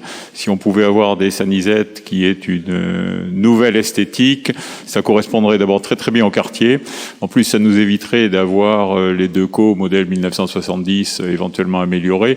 Et peut-être, ça permettrait d'avoir une efficacité accrue, parce que je trouve quand même que les sanisettes Decaux, il faut un tel temps pour les nettoyer, les rendre réhabitables, c'est quand même dommage. Donc j'espère que la nouvelle esthétique parisienne permettra d'avoir des sanisettes et plus rapides et plus efficaces et peut-être plus agréables à regarder. Je suis bien d'accord sur le côté esthétique. C'est vrai qu'il y a un problème. Merci de vos interventions. Je vous propose qui ne prend pas part au vote, qui s'abstient, qui vote. 2 abstentions, M. Flaubert, M. Passlec. Qui vote contre, qui vote pour, adopté à la majorité en prenant en compte les différentes interventions. Mes chers collègues, je vous propose maintenant d'évoquer le vœu relatif au 69 rue de Sèvres, qui est un sujet que vous avez bien connu, qui a été discuté récemment, puisque le 3 novembre 2020, sur proposition de Madame, l'introduction de vœu avait été introduite par Madame Hervieux, Monsieur Comet et Madame Kiss, je crois. Le Conseil du 6e arrondissement avait voté à l'unanimité un premier vœu, et là j'ai souhaité que nous puissions à nouveau nous exprimer à un moment déterminant où la ville de Paris, la mairie de Paris est en train de faire un certain nombre d'arbitrages en matière financière. Je sais que l'adjoint au maire chargé du logement est favorable à l'acquisition de ce bâtiment. Je ne peux pas. Ensuite, ça sera vraisemblablement pour y réaliser des logements sociaux. Vous savez qu'il y a une capacité assez faible d'accueil. C'est un tout petit immeuble, mais je pense surtout que son état de dégradation est tel, et le fait qu'il soit fermé depuis 20 ans nous impose d'intervenir. Voilà ce que je voulais dire très modestement. Je pense que je l'ai dit à Yann Brossard. Je lui ai dit que je proposerais un vœu au prochain conseil d'arrondissement, que le premier avait été voté à l'unanimité. Il m'a dit c'est une très bonne chose, ça nous aidera sans doute. Voilà. C'est un peu l'objet de ce vœu.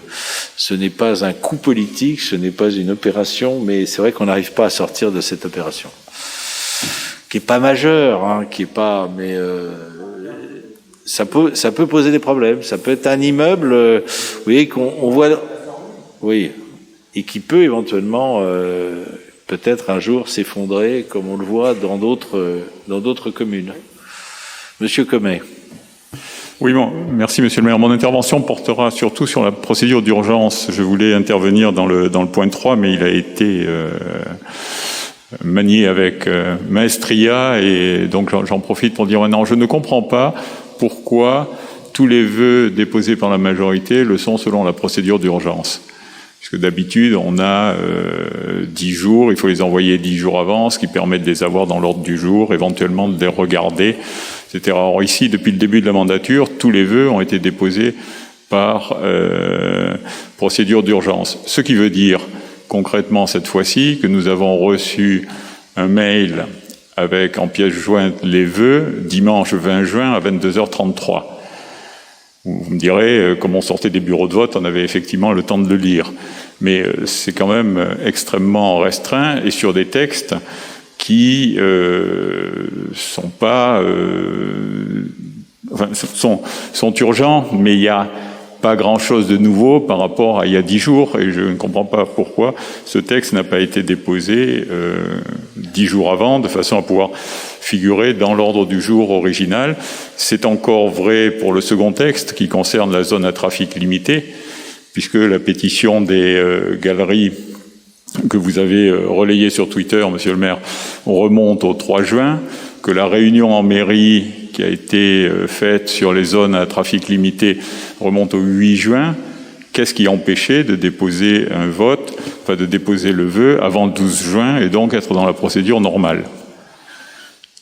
Alors, pour être positif, disons que, et pour sortir par le haut de cette anomalie, peut-être faudrait-il modifier le règlement intérieur en ramenant, par exemple, de 10 jours à 5 jours, le délai de dépôt des vœux, de façon à ce que la plupart puissent être déposés selon la procédure normale, comprenant que la procédure d'urgence est effectivement...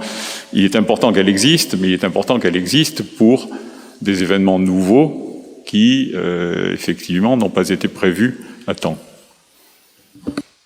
Merci de votre intervention qui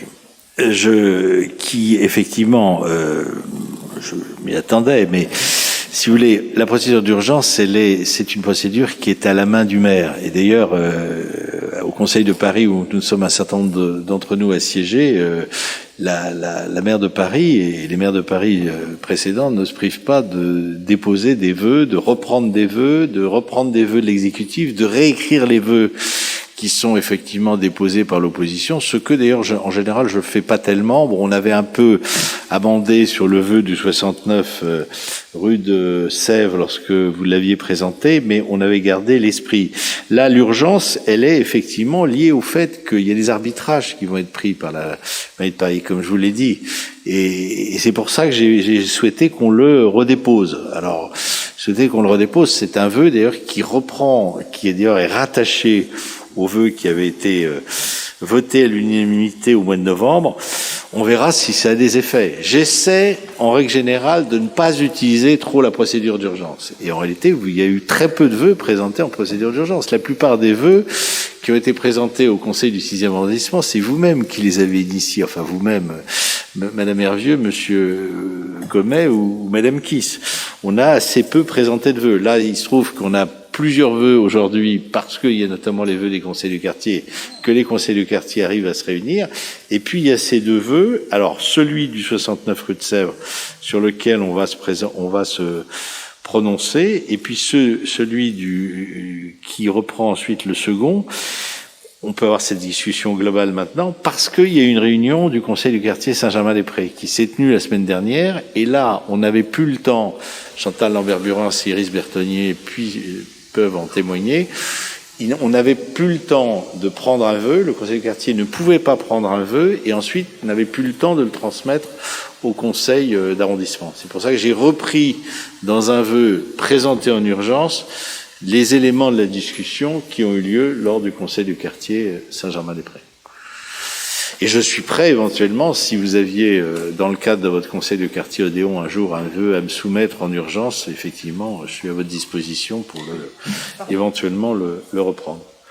Si vous me donnez juste une précision, c'est pour dire aussi que les conseillers de quartier ont eu beaucoup de mal à se réunir parce qu'il n'y avait pas suffisamment de salles, parce qu'il fallait que la salle soit suffisante pour les gestes barrières. Donc ça fait qu'il y a eu des réunions de conseillers de quartier très tardivement lors de ce Elles ont dû être réparties, absolument. Mes chers collègues, je vous propose de nous prononcer sur le vœu sur le 69 rue de Sèvres. Donc, qui ne prend pas part au vote ? Qui s'abstient? Qui vote contre? Qui vote pour? Je vous remercie de cette unanimité et j'espère que ça aura un impact positif. Le deuxième vœu est le vœu émis, donc je vous propose, vous en avez pris connaissance et on a eu ce petit débat au cours duquel je vous ai expliqué pour quelles raisons on présentait en urgence ce vœu, qui veut rappeler le caractère unique par son histoire, par l'importance des commerces culturels qui s'y trouvent du quartier Saint-Germain-des-Prés. Vous savez qu'il y a un certain nombre de politiques publiques qui sont initiées par la mairie de Paris depuis quelques mois. Le PLU, qui lui va s'étaler sur trois années. Enfin, l'année 2021 a déjà été largement entamée.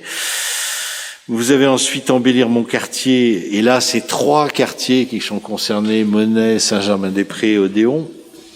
Et c'est une bonne chose. On a eu de nombreuses réunions en visio et également à SICA qui ont été consacrées.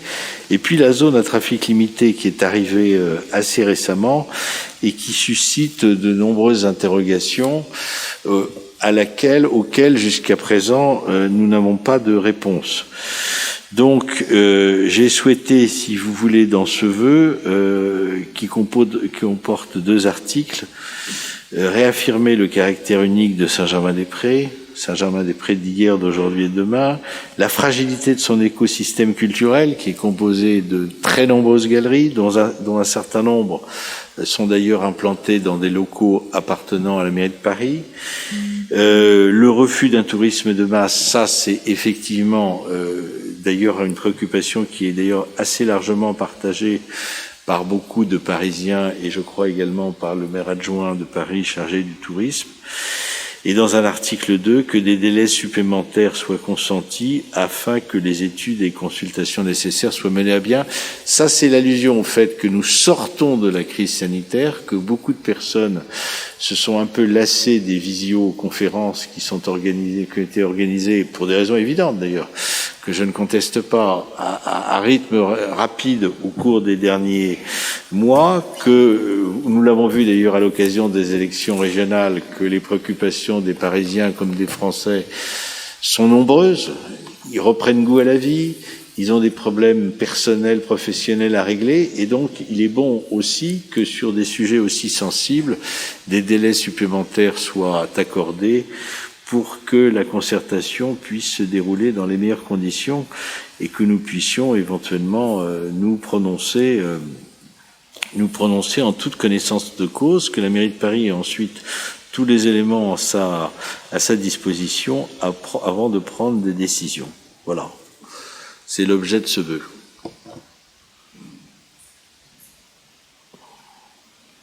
Madame Kiss. Oui, moi je voudrais revenir pas tant sur le caractère particulier du quartier Saint-Germain-des-Prés, mais sur le fait général effectivement de cette concertation pour laquelle on n'a pas de document d'impact.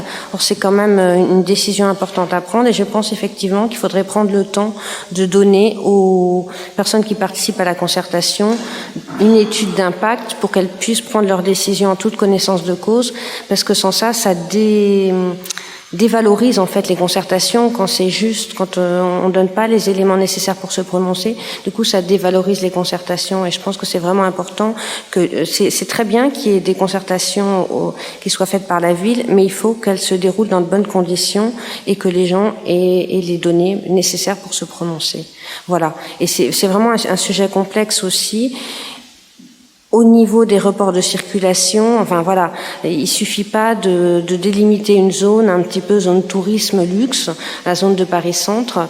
Je pense qu'il faudrait élaborer des ZTL un peu dans tous les arrondissements. Bon, nous on est concernés par cette ZTL, mais il faudrait vraiment réfléchir à un plan de circulation sur tout Paris pour que c'est vraiment son but, qui est d'augmenter la qualité de vie des riverains et pas juste dans une petite partie de Paris. Voilà, donc c'est pour ça que je voterai ce vœu.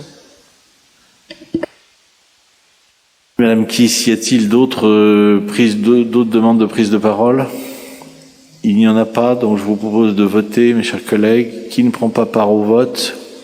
Madame Hervieux, Monsieur Comet. Qui s'abstient? Qui vote contre? Qui vote pour? Je vous remercie. Le vœu est adopté à la majorité. Alors, nous venons maintenant au vœu qu'a déposé dans les délais très en avance notre collègue Antoinette Kiss, qui est un vœu d'ailleurs qui est tout à fait intéressant. J'ai souhaité quand même, et d'ailleurs c'était l'objet un peu de, vous avez vu du document que j'ai fait diffuser, qui était la réponse de la DEV, j'ai souhaité soumettre votre vœu, ma chère collègue, à la direction des espaces verts. Pourquoi ? Parce que ce vœu est tout à fait intéressant. Il est fondé sur le fait qu'effectivement les Parisiens sont excessivement sensibles aux abattages d'arbres, qu'il y a eu de très nombreux abattages d'arbres intervenus au cours des dernières années pour des raisons diverses, variées, création d'équipements, progression du tramway. Nous ne sommes pas concernés bien sûr par le tramway dans le 6e arrondissement, mais également abattage d'arbres sur la voie publique, qui n'ont pas eu lieu aussi en raison du Covid et qui ont repris récemment. Et votre volonté, c'est effectivement d'avoir une carte des abattages d'arbres d'alignement, une carte interactive, une carte qui permette effectivement aux Parisiens de savoir quel est l'arbre qui sera abattu, pour quelles raisons et quand sera-t-il remplacé. Vous avez vu la réponse qui nous a été faite. Vous avez, d'ailleurs, j'ai eu la directrice des espaces verts qui m'a dit que c'était une très bonne, c'était une problématique auquel il réfléchissait. Et donc, on se dirige effectivement vers la création de cette carte qui sera sans doute une carte parisienne que nous pourrons éventuellement reprendre dans le 6e arrondissement. Mais c'était un petit peu l'objet. D'ailleurs, je vous avais fait une intervention dans ce cas-là, dans cette direction-là. On n'a pas, nous, toujours les moyens, au niveau du 6e, d'avoir une carte spécifique, vous voyez. Seule la DEV a les moyens d'établir la carte et de la mettre en place éventuellement sur le site de la mairie de Paris. Nous, si nous pouvons ensuite reprendre sur le site de la mairie du 6e ces éléments, nous les reprendrons volontiers. Mais je voulais quand même attirer votre attention sur le fait que notre webmestre est une personne, c'est un emploi tremplin, c'est quelqu'un de tout à fait efficace, mais qui n'a pas un plein temps, et que nous sommes obligés aussi de le ménager. J'ajoute enfin que si on met énormément de choses sur notre site qui n'a pas qui n'a pas un développement analogue au site de la mairie de Paris, par sa conception, on risque de repousser. Plus on met de choses, plus quelquefois on est obligé de repousser d'autres éléments. Ce qui pourrait conduire certains de nos concitoyens ou certains de nos collègues à nous le reprocher par la suite. Voilà. C'était un petit peu ce que je voulais vous dire. Donc, moi, j'aurais souhaité, si vous voulez, que compte tenu de ces éléments, plutôt, et c'est pas du tout une démarche désagréable de ma part, mais plutôt que vous retiriez votre vœu ou que vous le repreniez au niveau, vous fassiez reprendre au niveau de l'hôtel de ville. Au niveau de l'hôtel de ville. Et moi, je le voterai bien volontiers en tant que conseiller de Paris. Et j'inciterai mon groupe, d'ailleurs, à l'hôtel de ville, à le voter. À le voter. Après, si vous voulez le maintenir, je ne voterai pas contre, mais ça va être difficile de le mettre en œuvre au niveau du 6e arrondissement. Voilà, c'est un peu ce que je voulais vous dire. Je vous redonne bien volontiers la parole. Oui, c'est effectivement quelque chose que je m'étais posé la question, comment ça pourrait prendre une forme concrète sur le site de la mairie. Mais je pense que ça serait possible d'avoir une page arbre, par exemple dans la rubrique nature. Il me semble qu'il y a une rubrique nature ou environnement, enfin, j'ai plus le nom exact en tête, mais il y a une rubrique sur le site de la mairie du 6e. Donc, en fait, il suffirait de mettre une page arbre avec quelques informations sur le patrimoine arboré de l'arrondissement.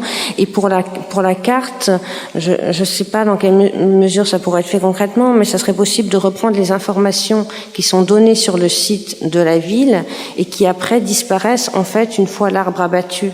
Bon, après, je sais pas, c'est une veille à réaliser, parce que par exemple, moi, on me pose très souvent la question, les riverains me posent la question, pourquoi on a abattu cet arbre? Et c'est après, en fait. Donc, du coup, il n'y a plus l'information, et moi non plus, j'y ai plus accès. Donc, du coup, il faut que je demande à la DEV, etc. Donc, c'est vraiment, je ne comprends pas qui est pas au moins sur l'année en cours. Il me semble que dans le 14e, ils ont une page où ils reprennent ces éléments, en fait. Conseillère, ce que je vous propose, c'est que si vous avez un peu de temps cet été, que vous réfléchissiez à une page arbre qui pourrait être faite sur le site de la mairie du 6e, c'est-à-dire informatif. En revanche, tout ce qui est abattage, carte interactive, là, je pense qu'il faut laisser la mairie de Paris travailler sur la carte interactive. Et ensuite, le site de la mairie du 6e renverra bien sûr sur cette carte. Parce que dans le 14e, ils font... En fait, ils font une coupe, tout simplement. Du coup, il y a uniquement ce qui concerne l'arrondissement. Donc, comme ça, c'est plus lisible, en fait. Parce qu'actuellement, c'est compliqué d'avoir les informations. Écoutez, ce que je vous propose, c'est que vous nous faites une proposition, vous regardez durant l'été, et on regardera éventuellement. Moi, je veux bien qu'on regarde si on peut s'améliorer. Moi, je suis toujours pour qu'on s'améliore. Je suis toujours pour qu'on s'améliore.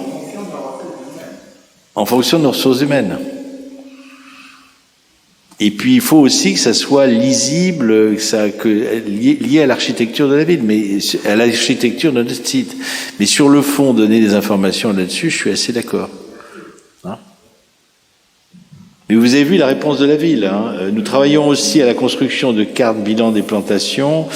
Nous sommes en train de développer avec la direction des services informatiques une carte interactive qui, à partir de l'automne, permettra d'informer les usagers des abattages de façon plus précise. Elle indiquera les arbres à abattre et abattus pour raisons sanitaires, c'est-à-dire quand ils ont des champignons, quand ils menacent effectivement de tomber. Après, il ne faut pas non plus exagérer, hein, le risque de précaution ne doit pas être aussi, mais on sait aussi qu'il y a des événements climatiques plus forts qui peuvent quelquefois pour des arbres d'alignement être dangereux, et les usagers pourront consulter l'essence de l'arbre abattu, le motif de l'abattage, l'essence de remplacement, la date de l'abattage et l'adresse. Actuellement, c'est vrai que ça se faisait uniquement sous la forme de petits cartons portés sur l'arbre qui disparaissaient, qui étaient mis 10 jours avant et qui disparaissaient par la suite. Donc les gens voyaient une souche. Après, il n'y avait plus le carton et ils se posaient la question de savoir ce qui serait remplacé.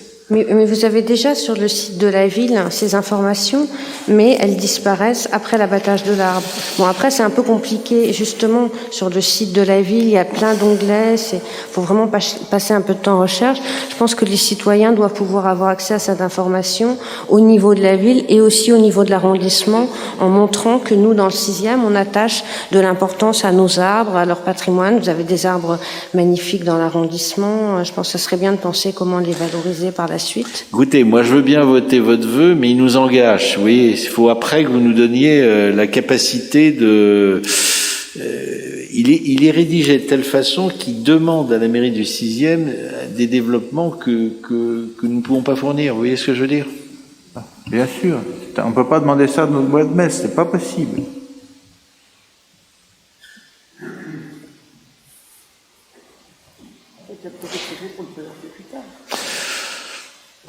Et est-ce que vous pouvez le retirer et vous nous proposez quelque chose là, au prochain conseil qui aura lieu le 29 septembre. En fonction, vous voyez avec le cabinet de M. Najdowski, nous proposer quelque chose, lui propose enfin, il y aurait la carte de la DEV et on reprendra au niveau de l'arrondissement ce qui peut être repris. Hein? On essaie de faire comme ça? Ok, d'accord. Hein? On fait comme ça? Ben, je vous remercie. Mes chers collègues, je vous propose maintenant de vous donner 2 informations au titre des affaires diverses. Alors la première d'entre elles, c'était une réponse à l'intervention de notre collègue François Comet qui avait souhaité faire un point sur les ateliers de la Grande Chaumière. J'ai reçu 2 personnes de l'entourage de Monsieur Garez, qui ont le propriétaire des ateliers de la Grande Chaumière, et j'ai rédigé à votre attention le document qui a été remis sur table. Vous voyez à sa lecture que les choses ne sont pas simples et qu'il y a un conflit entre l'actuel exploitant des ateliers et le propriétaire, conflit qui porte avant tout sur des indemnités d'éviction. Hein, je vous le dis, hein, bien évidemment, et qui donnera lieu peut-être à ou négociation ou éventuellement si les choses devaient dériver vers un litige qui devrait être jugé.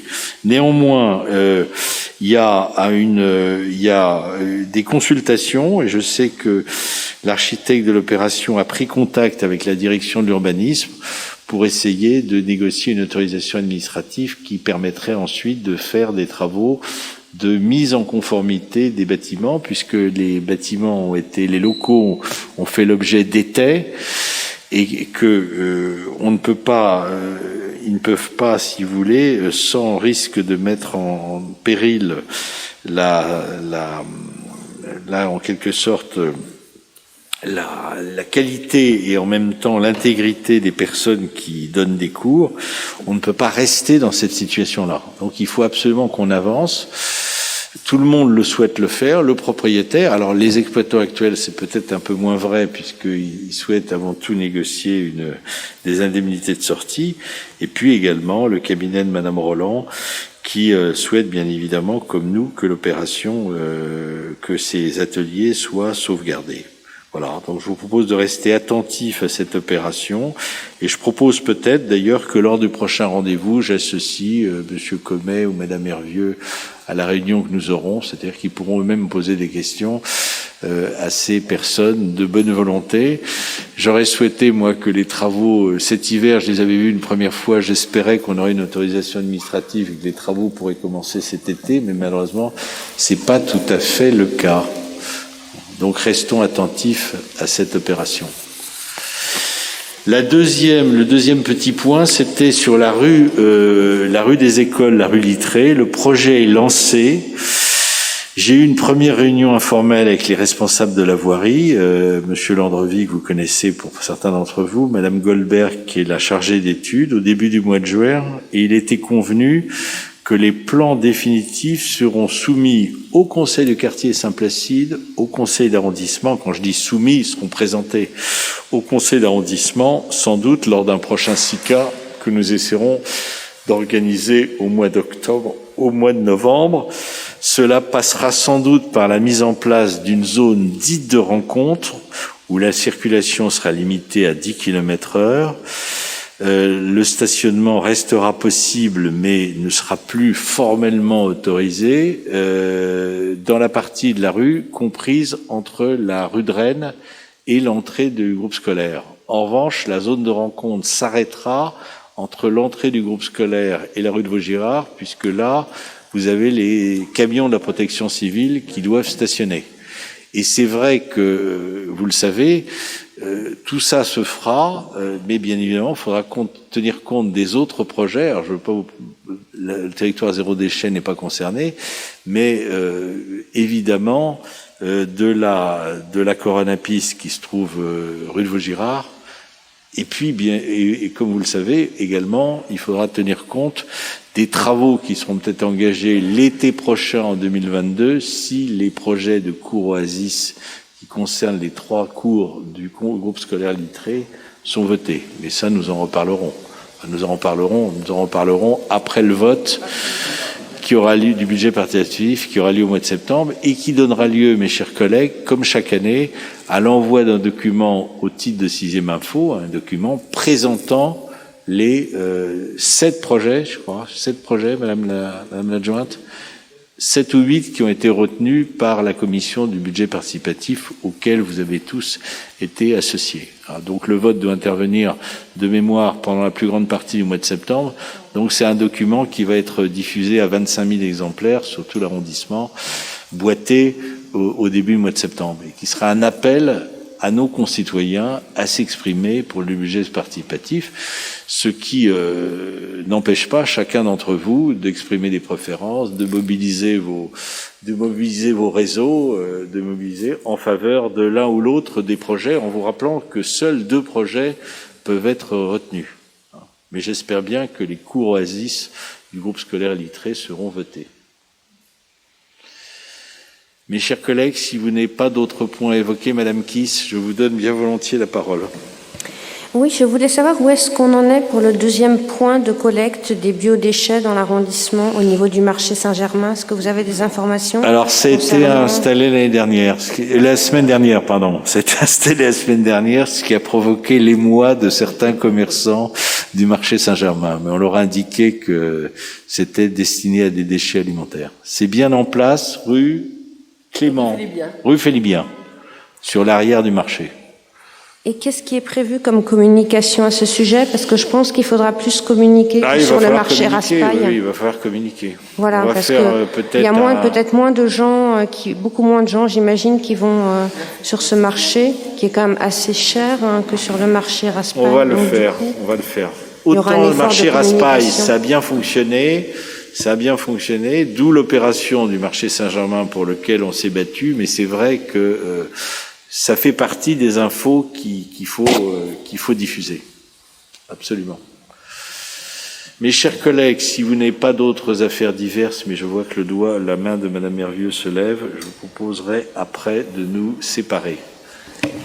Merci beaucoup, Monsieur le maire. Oui, j'avais 2 points à vous soumettre dans le cas des affaires diverses, mais je tâcherai de faire vite car l'heure passe, en effet.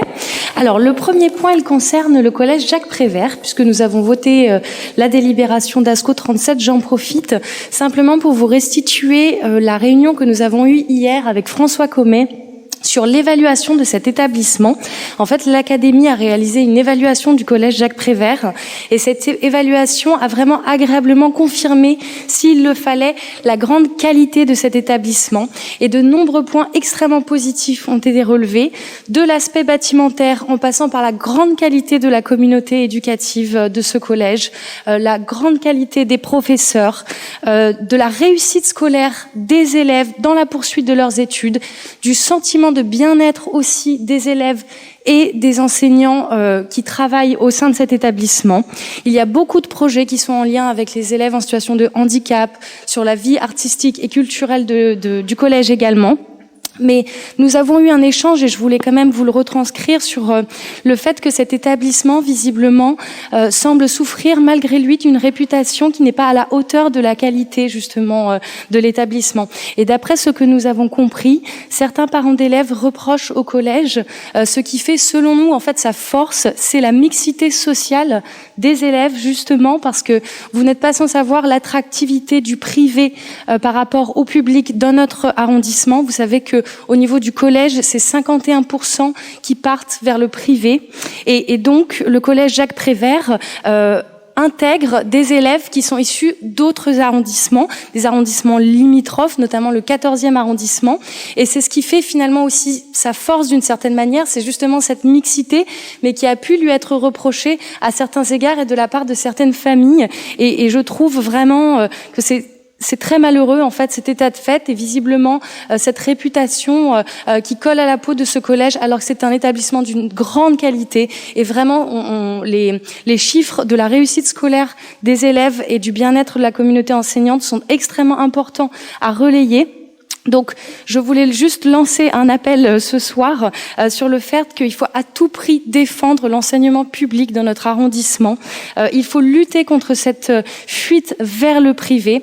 Et donc, il nous faut, je pense, un plan d'action pour encourager les parents, autant que faire se peut, à inscrire leurs élèves au collège public Jacques Prévert, qui est, vous le savez, le seul collège public de notre arrondissement. Donc, c'est très important. On pourra en reparler éventuellement avec Madame Beaucamp. Mais voilà, je pense qu'il y a des actions qui pourraient être mises en place, par exemple valoriser un petit peu plus les initiatives du collège. En ce moment, ils ont une exposition Pacha d'Amis qui est très belle, qui mériterait peut-être d'être valorisée, je ne sais pas, dans le journal local. Nous en avons parlé, nous l'avons fait. Ou sur le site, voilà, parce que Madame Brun nous disait qu'elle n'avait pas, qu'il n'y avait pas vu dans le journal local. Donc si vous l'avez fait, c'est très bien. Je trouve que c'est vraiment important. Peut-être qu'on pourrait organiser des rencontres pédagogiques entre les enseignants de Prévert et les enseignants des écoles primaires du quartier. On pourrait, évidemment, il y avait le projet de rue aux écoles Saint-Benoît qui serait intéressant aussi. Et on va recevoir le document de cette synthèse, donc synthèse de l'évaluation réalisée par l'Académie. Et donc, je pense qu'il serait important qu'on relaie au maximum cette évaluation qui est extrêmement positive vis-à-vis de ce collège.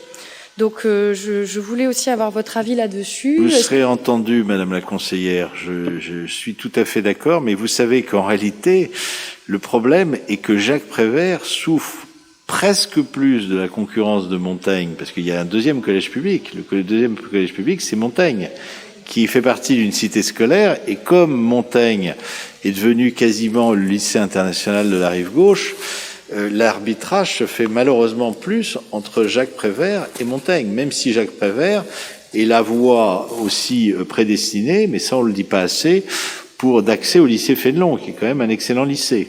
Mais la mixité, vous l'avez aussi à Montaigne. Vous avez beaucoup d'élèves du 14e qui viennent également à Montaigne, même au niveau du collège, qui viennent aussi. Donc, de toute façon, ce que je vous propose, effectivement, c'est qu'on parlera davantage l'année prochaine. On tâchera d'interviewer Madame Brun. Alors, il y a aussi un autre phénomène quand même, c'est qu'au cours des 5 dernières années, il y a quand même eu trois principaux qui se sont succédés.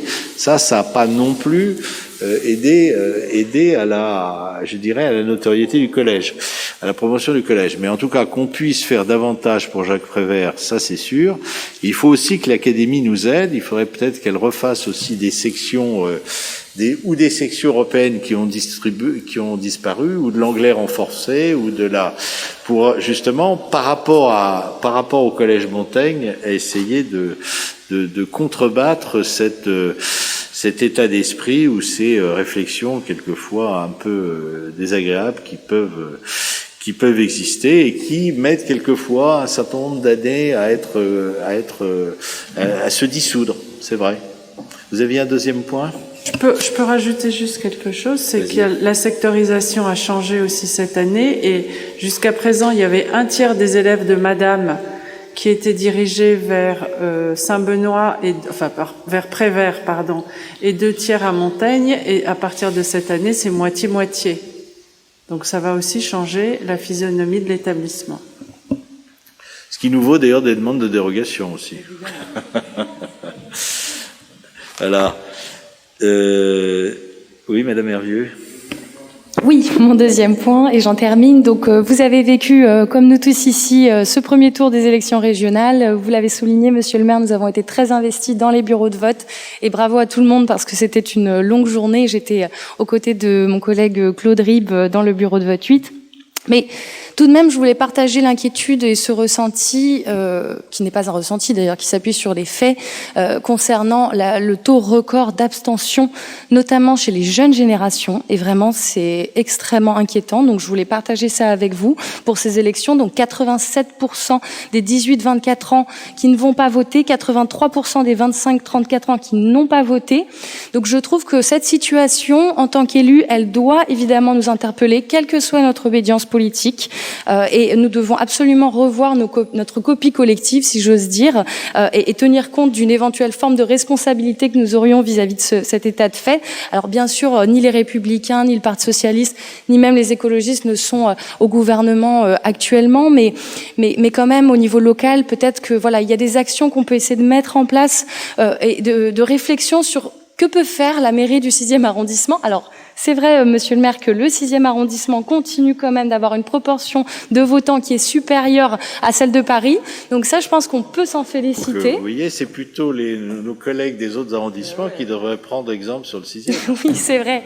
Mais alors, j'ai pas vu les chiffres pour le 6e arrondissement pour les jeunes sur le taux d'abstention. Ça, c'est vrai. Mais je me disais, Oui, il y en a eu, mais j'imagine qu'il doit y avoir une proportion quand même relativement importante de certains jeunes qui ne votent pas. Non, mais on refera. Je vous rappelle qu'on fait Elle n'a pas pu avoir lieu depuis votre élection, mais on a chaque année une cérémonie de distribution des cartes électorales aux jeunes issus depuis 18 ans. Malheureusement, le Covid l'a complètement effacé. Donc on aura l'occasion dans les prochaines années. Et on avait un taux de participation des jeunes qui était assez important. Après, c'est à nos concitoyens, c'est aux partis politiques, c'est au pouvoir public de faciliter les modalités d'élection. Et là, il y a d'ailleurs des propositions qui avaient été faites par certains partis politiques, y compris de la majorité présidentielle. C'est au bureau des élections du ministère de l'Intérieur de l'entendre. Et ensuite, c'est de rendre... on est tous concernés. Les médias aussi ont leur responsabilité. Quand on focalise sur des débats nationaux alors que les responsabilités régionales sont occultées, ça contribue pas non plus à inciter les Français et les plus jeunes à les voter. Enfin, on a tous une responsabilité. Mais je vous remercie d'avoir évoqué ce point.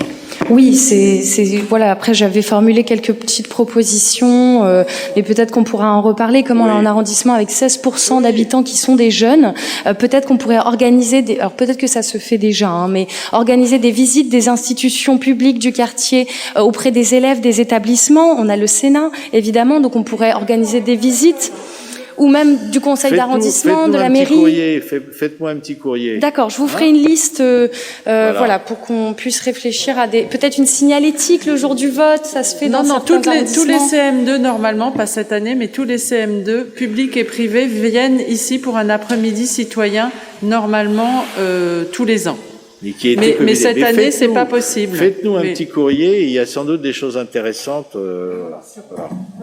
De nombreuses écoles emmènent les élèves visiter le Sénat, l'Assemblée, parce que moi, mes enfants, ils sont tous allés visiter. Mais c'est vrai, que tout ça n'a pas eu lieu au cours des derniers mois. Voilà.